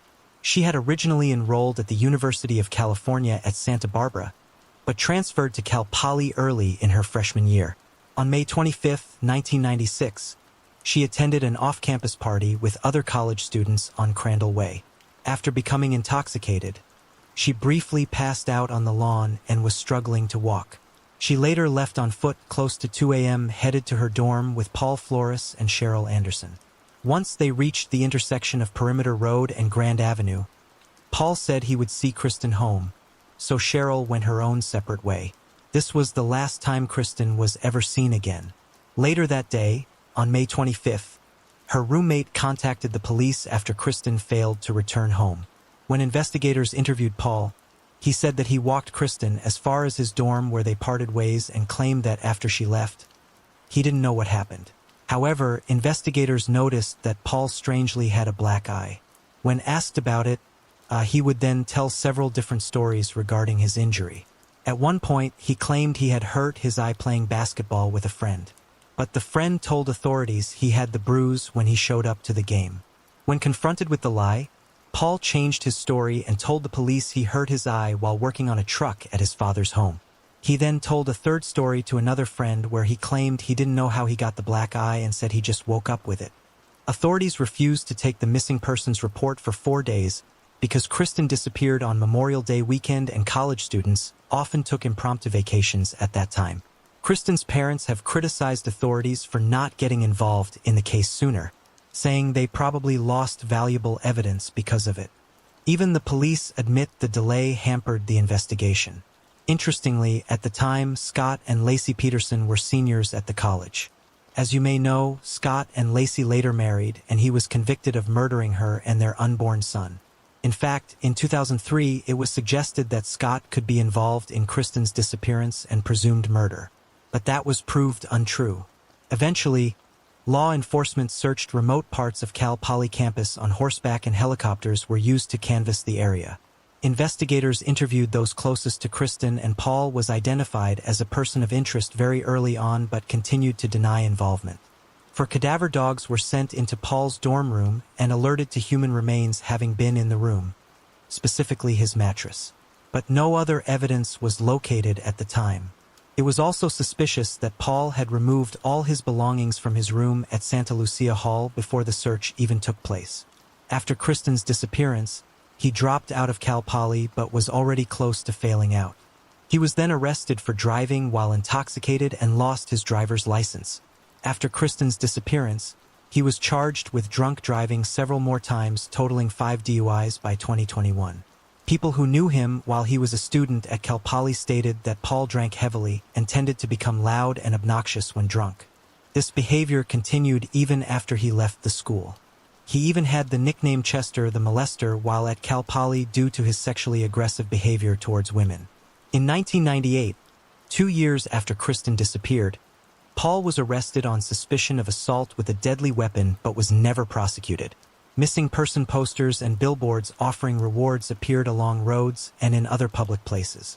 With no sign of Kristen, her family filed a $40 million wrongful death lawsuit against Paul. However, during a deposition, he refused to answer any questions, citing the Fifth Amendment. This ultimately led to the case being dropped. The Smart family persisted in getting investigators to develop evidence against Paul. Dennis Mahone, a friend of the Smarts, published a website that gave Paul's address and would update this address every time Paul moved. This led Paul's family to get a restraining order against Dennis, and he was jailed at least once for violating it.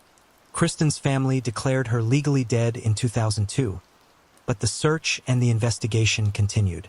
In 2005, Paul's mother and her boyfriend sued Kristen's parents and Dennis, alleging harassment, severe emotional distress, and loss of income due to their behavior. Over a period of nearly 25 years, authorities executed 18 search warrants, submitted 37 items collected in the case's early days for DNA testing, recovered 140 new items of evidence, and conducted 91 interviews from 2011 to 2020. The authorities began to describe Paul Flores as the prime suspect in the case. In February 2020, law enforcement executed search warrants at 4 California and Washington state locations and removed items of interest. One of these locations was Paul's home in Los Angeles. In March 2021, investigators used cadaver dogs and ground-penetrating radar to search Paul's father Ruben Flores' property in Arroyo Grande, California, but they were still unable to locate Kristen. However, on April 13, 2021, nearly 25 years after her disappearance, the authorities announced that Paul Flores, now 45, and his father Ruben Flores, now 81, had been arrested in connection with her disappearance. In a statement, the Smart family described their long wait as bittersweet. Paul was charged with murder, and Ruben was charged with being an accessory after the fact. Accused of helping to bury her remains, both men pleaded not guilty. The day after the arrest, the district attorney said that Paul Flores had caused Kristen's death while attempting to sexually assault her in his dorm room. They then believe Ruben helped to hide her remains. On October 18, 2022, Paul was found guilty of murdering Kristen while Ruben was ultimately acquitted. In March 2023, was sentenced to 25 years to life in prison, the maximum allowed, with eligibility for parole in 15 years. Authorities believe Kristen's body was buried at Ruben's home at 710 White Court in Arroyo Grande, California, but was moved at some point. When they dug at the residence, they found a patch of undisturbed soil under the deck, consistent with a shallow grave. A cadaver-sniffing dog alerted to remains having been at that site. The soil had traces of blood in it, but investigators were unable to obtain DNA from it. They did, however, find fibers of various colors in the soil matching the colors of the clothing Kristen was last seen wearing that night.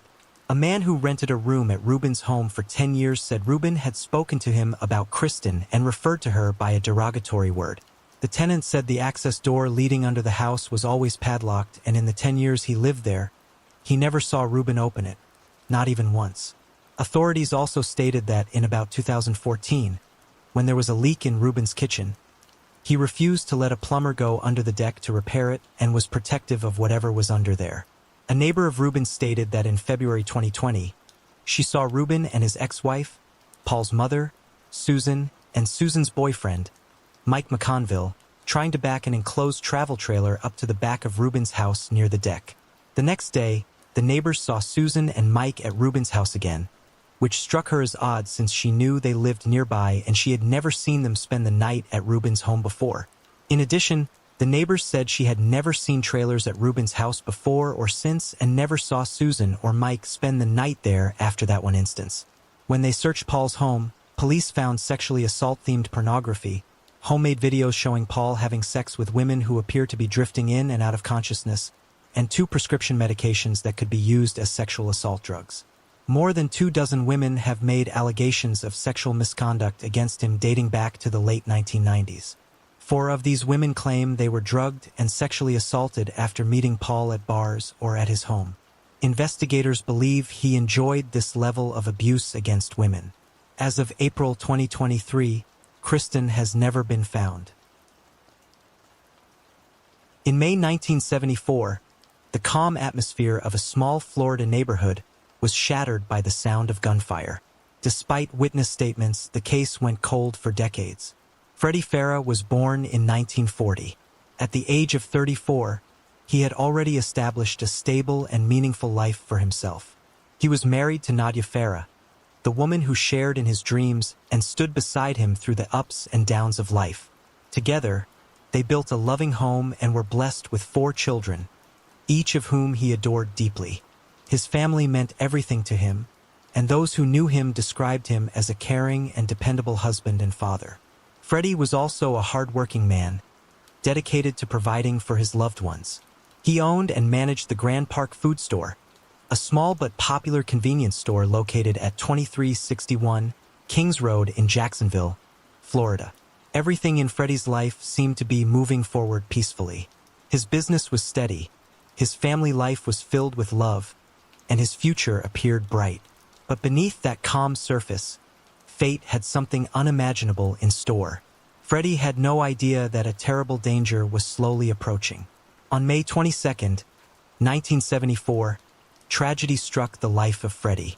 That day began like any other, with Freddie tending to his customers and managing his daily business operations.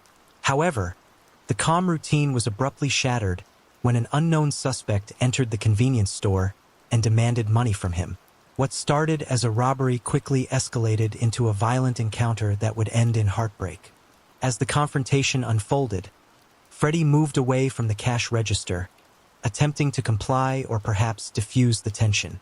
The assailant then moved in front of the counter, closing the distance between them. Without hesitation, the suspect pulled out a firearm and opened fire, striking Freddie. The police were quickly dispatched to the scene following reports of the shooting.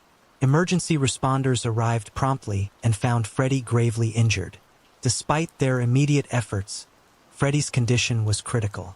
He was rushed to the hospital in hopes that his life could be saved, but sadly, his injuries proved too severe. Freddie was pronounced deceased, leaving behind his wife, children, and a devastated community mourning the sudden loss of a man known for his kindness and dedication.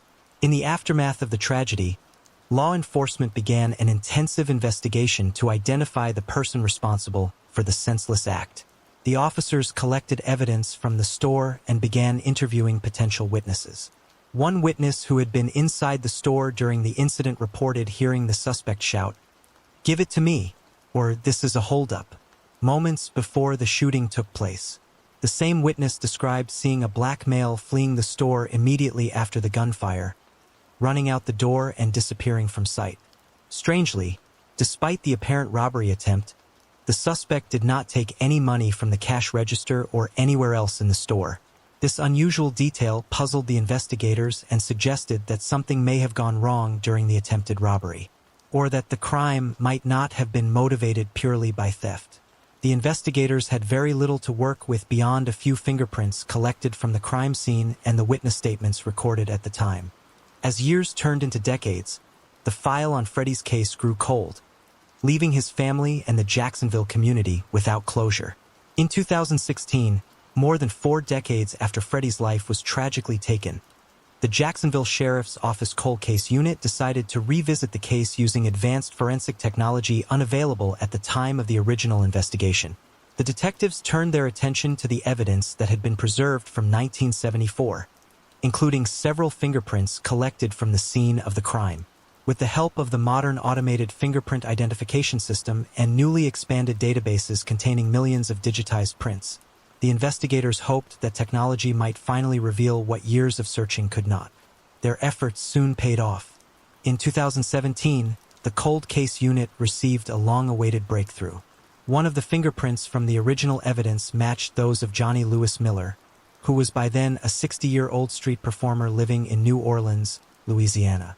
Miller's fingerprints were already stored in the system due to prior unrelated arrests, and it was this digital trail that finally linked him to this case. In May 2017, Miller was arrested in New Orleans under an out-of-state warrant for second-degree slaying and attempted armed robbery. The arrest marked a major milestone for both the investigators who had kept the case alive and for the Farah family, who had waited more than 40 years for justice. During police interviews, Miller reportedly admitted to being involved in the fatal robbery attempt, though he did not provide full details about the incident. His partial confession later became part of a plea negotiation. In April 2018, Miller agreed to plead guilty to a lesser manslaughter-type charge rather than face a full trial for slaying. As part of the plea agreement, his sentence was set to time served, which amounted to the 344 days he had already spent in jail since his arrest. This legal resolution, while controversial to some, finally brought an official close to the decades-old case. A unique aspect of the plea deal required Miller to meet directly with members of the Farah family. During this meeting, he was expected to explain his actions and express remorse for the pain caused by his crime, an act intended to promote a form of restorative justice. For the Farah family, it was a bittersweet moment. Though no punishment could ever undo their loss, they were at least able to hear the truth from the man responsible for taking Freddie's life. Following the resolution of the case, law enforcement officials released a statement acknowledging the perseverance and dedication of the cold case unit. They stated, "We are happy to have been able to support the Farah family and will continue to do so through the court process. We also want to extend our sincere appreciation to the Jacksonville Sheriff's Office and their cold case team. 43 years is a long time, and we are so thankful that they took the time to review and reprocess this case. They remind us why, against all odds, against all logic, we still hope." Freddie's only son said, "People may ridicule me for saying this, but I almost feel sorry for him. He came from nothing and he is going back to nothing. It does me no good to have him sit in jail. Now I have my questions answered. I was a 6-year-old kid, and I needed answers. So now I'm at peace." As Miller left the court, he mouthed the words, "Thank you," to the family. Bobby responded with a thumbs up. In May 1998, a building manager in the San Francisco's Diamond Heights neighborhood uncovered a horrifying scene. Despite numerous leads and interviews, the case went cold. Lisa Christine Valdez was born on September 6, 1961 in San Francisco, California. As an adult, Lisa pursued a career as a computer programmer. Outside of work, Lisa cherished spending time with family. One evening, she decided to host a small dinner party at her Diamond Heights condo. The gathering was intimate, just Lisa, her mother, and her mother's boyfriend enjoying each other's company over a quiet meal. For Lisa, it was another opportunity to celebrate the closeness she held dear. A simple night meant for good food and warm conversation. But as the evening unfolded, an unseen danger loomed on the horizon. On May 20th, 1998, the building manager of Lisa's condo made a horrifying discovery. After investigating a foul odor coming from her unit, he noticed that the door was slightly open and decided to check inside. What he found would shock the entire community. Inside the home, the authorities soon confirmed that Lisa was deceased, her body showing signs that she had been lifeless for several days. The scene was brutal and chaotic, suggesting a violent struggle and a frenzied attack. Lisa had been stabbed more than 20 times in her upper body and face, the sheer number of wounds revealing the level of rage behind the assault. She also bore defensive injuries on her hands, indicating that she had fought desperately for her life. Because of the advanced state of decomposition, the investigators could not determine whether she had been indecently assaulted. The bedroom was soaked in blood, especially on the mattress and pillows, testifying to the savagery of the crime. Adding to the disturbing nature of the scene, Lisa's long hair had been cut, leading the investigators to believe the perpetrator may have taken it as a trophy. As the investigation began, Lisa's mother provided critical information to the authorities. She told them that she had last seen her daughter on the night of May 16th, when Lisa hosted the dinner party for her and her boyfriend. They had spent the evening together, and Lisa appeared happy and relaxed. Her mother left around midnight, unaware that it would be the last time anyone would see Lisa alive. The next day, Lisa missed her regular dance class, something highly unusual for her. For days later, her body was discovered. Lisa's mother also told the investigators that her daughter took great pride in her long hair and would have never willingly cut it. This detail supported the police theory that the perpetrator was responsible for the disturbing act. A neighbor further contributed to the timeline, reporting that around 1:26 a.m. on May 17th, they heard a loud noise followed by the sound of someone running down the stairs. Around the same time, Lisa's computer was abruptly turned off, which led the detectives to conclude that she was likely attacked shortly after the dinner party ended. Forensic analysis revealed the presence of male DNA in the blood evidence collected at the scene, along with latent fingerprints on the bathroom toilet seat. The investigators also interviewed Lisa's housekeeper, who said that she had visited the condo on May 18th, 2 days after the dinner party. The housekeeper recalled seeing Lisa's body on the floor and hearing a male voice inside the home. Believing that she had interrupted something, she quickly left without realizing the gravity of what she had witnessed. The detectives pursued several persons of interest, testing their DNA against the evidence collected from the crime scene. Each one was eventually ruled out, leaving the investigators without a match. The male DNA and fingerprints failed to match anyone in existing databases. Despite the initial leads and physical evidence, the investigation slowly lost momentum. Without new information or suspects, the once active case eventually went cold. In 2011, more than a decade after Lisa's demise, the investigators received an unexpected hit through Cody's. The DNA profile recovered from the bloody crime scene matched that of a man named Anthony Quinn Hughes, who was about 52 years old at the time. The match came after Hughes was arrested in San Francisco for a shoplifting charge, during which his DNA and fingerprints were collected and entered into the system.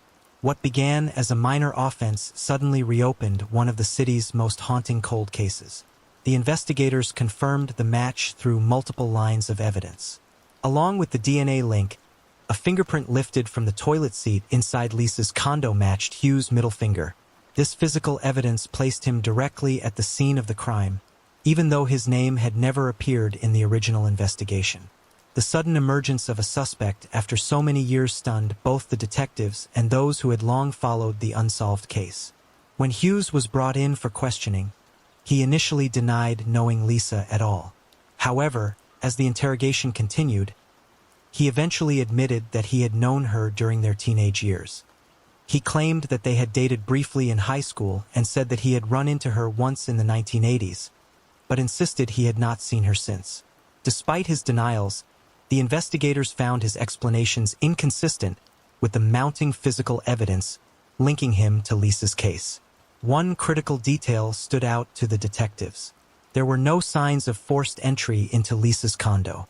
This suggested that she had willingly allowed her perpetrator inside, indicating that the person responsible was someone she knew and trusted. When the investigators presented Hughes with the forensic findings, his demeanor shifted dramatically. In a shocking moment during questioning, he asked for a pen and then stabbed himself in the chest and neck before the officers managed to subdue and save him. His violent reaction further raised suspicions about his guilt. Evidence at the crime scene also suggested that Hughes may have remained in Lisa's home for more than a day after ending her life, before fleeing. The state of the apartment and certain forensic indicators supported this unsettling theory. Eventually, in December 2015, the case proceeded to trial, where Hughes was convicted of first-degree slaying.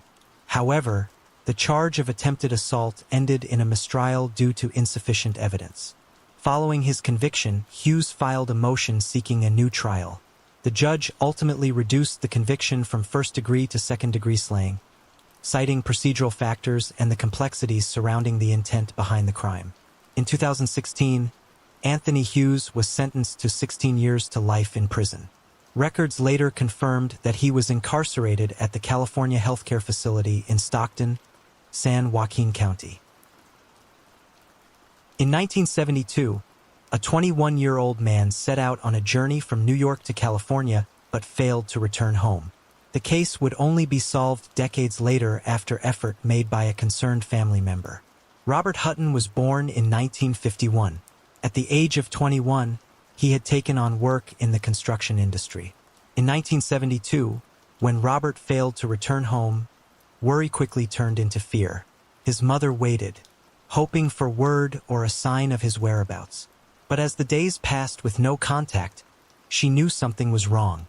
She went to the police authorities and filed a missing person report, desperate for help in finding her son.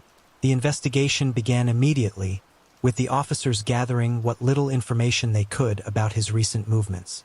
Robert's mother told the police that he had been traveling from New York to California at the time of his disappearance. He often relied on hitchhiking or traveling by bus to get from place to place, a common practice for young men of that era seeking to see more of the country. It was not unusual for him to be on the road, but this time was different. He had vanished without a trace. Her account gave the investigators their first direction, but it also raised serious concern given the dangers of cross-country travel. Unfortunately, despite the detectives' best efforts, the case went cold. In 2011, almost 4 decades after Robert's case was opened, a new effort began under the direction of the Cook County Sheriff's Office to identify the unnamed victims of John Wayne Gacy. Gacy's crimes had shocked the nation. He was convicted of 33 crimes in 1980 and later executed in 1994. Each of his victims had been a young man, many of them traveling alone, trusting and unaware of the fate that awaited them. The timeline of Gacy's cases stretched from 1972 to 1978, years marked by the disappearance of many young men. Most of their bodies had been discovered buried in the crawl space beneath Gacy's home in Norwood Park, Illinois. The gruesome discovery had left the authorities with the difficult task of identifying all the victims, some of whom were never matched to a name or family. It was a painstaking process that continued long after Gacy's conviction. Decades had passed since Gacy's arrest and execution, but advances in DNA technology and renewed public interest gave investigators new tools to work with. They invited families of missing persons from the 1970s to come forward, submit DNA samples, and share any information that might help match the unidentified remains to a name. It was a wide-reaching effort to finally bring closure to families who had been waiting for answers. Among the families who responded was Robert Hutton's. His sister submitted his name to authorities as a possible Gacy victim, believing it was finally time to find out what had happened to her brother after all those years. The investigators noted that Robert fit the general profile of many of Gacy's victims. He was young, on the road, and often hitchhiked or took the bus, patterns that matched those of others who had fallen prey to Gacy. The fact that Robert was traveling across the country, likely passing through Chicago during that period, raised unsettling possibilities. The more the authorities looked into it, the more it seemed plausible that Robert's disappearance might be connected. The investigators began following the lead, using updated records and resources unavailable in the 1970s. Their search led them to a man named Robert Hutton living in Colorado, who shared the same basic identifying information as the missing young man. From there, the trail extended further west, eventually reaching rural Montana. It was there that the authorities located the man who had once been presumed deceased, alive and living quietly under the same name. In April, the investigators confirmed that this man was indeed the same Robert Hutton who had disappeared in 1972. When questioned, Robert told the police that he had simply gotten caught up in the lifestyle of the 1970s. He explained that as the years went by, embarrassment over having lost contact with his family made it easier to continue avoiding them. What had begun as youthful freedom slowly turned into decades of silence. Robert also shared that he had made attempts to reconnect in the 1980s and 1990s, but had difficulty finding his relatives after so much time apart. Ironically, he never knew that the owner of a nearby bar, just a few miles from where he lived, was his stepmother's brother. The years had separated him from his past so completely that even familiar faces and connections were hidden in plain sight. After being found, Robert reunited with his father and sister, closing a chapter that had remained open for nearly 40 years. The confirmation that he was alive brought both shock and relief to his family, who had long feared the worst. With Robert's reappearance, the missing person case that had once linked him to one of America's most infamous serial offenders was officially closed.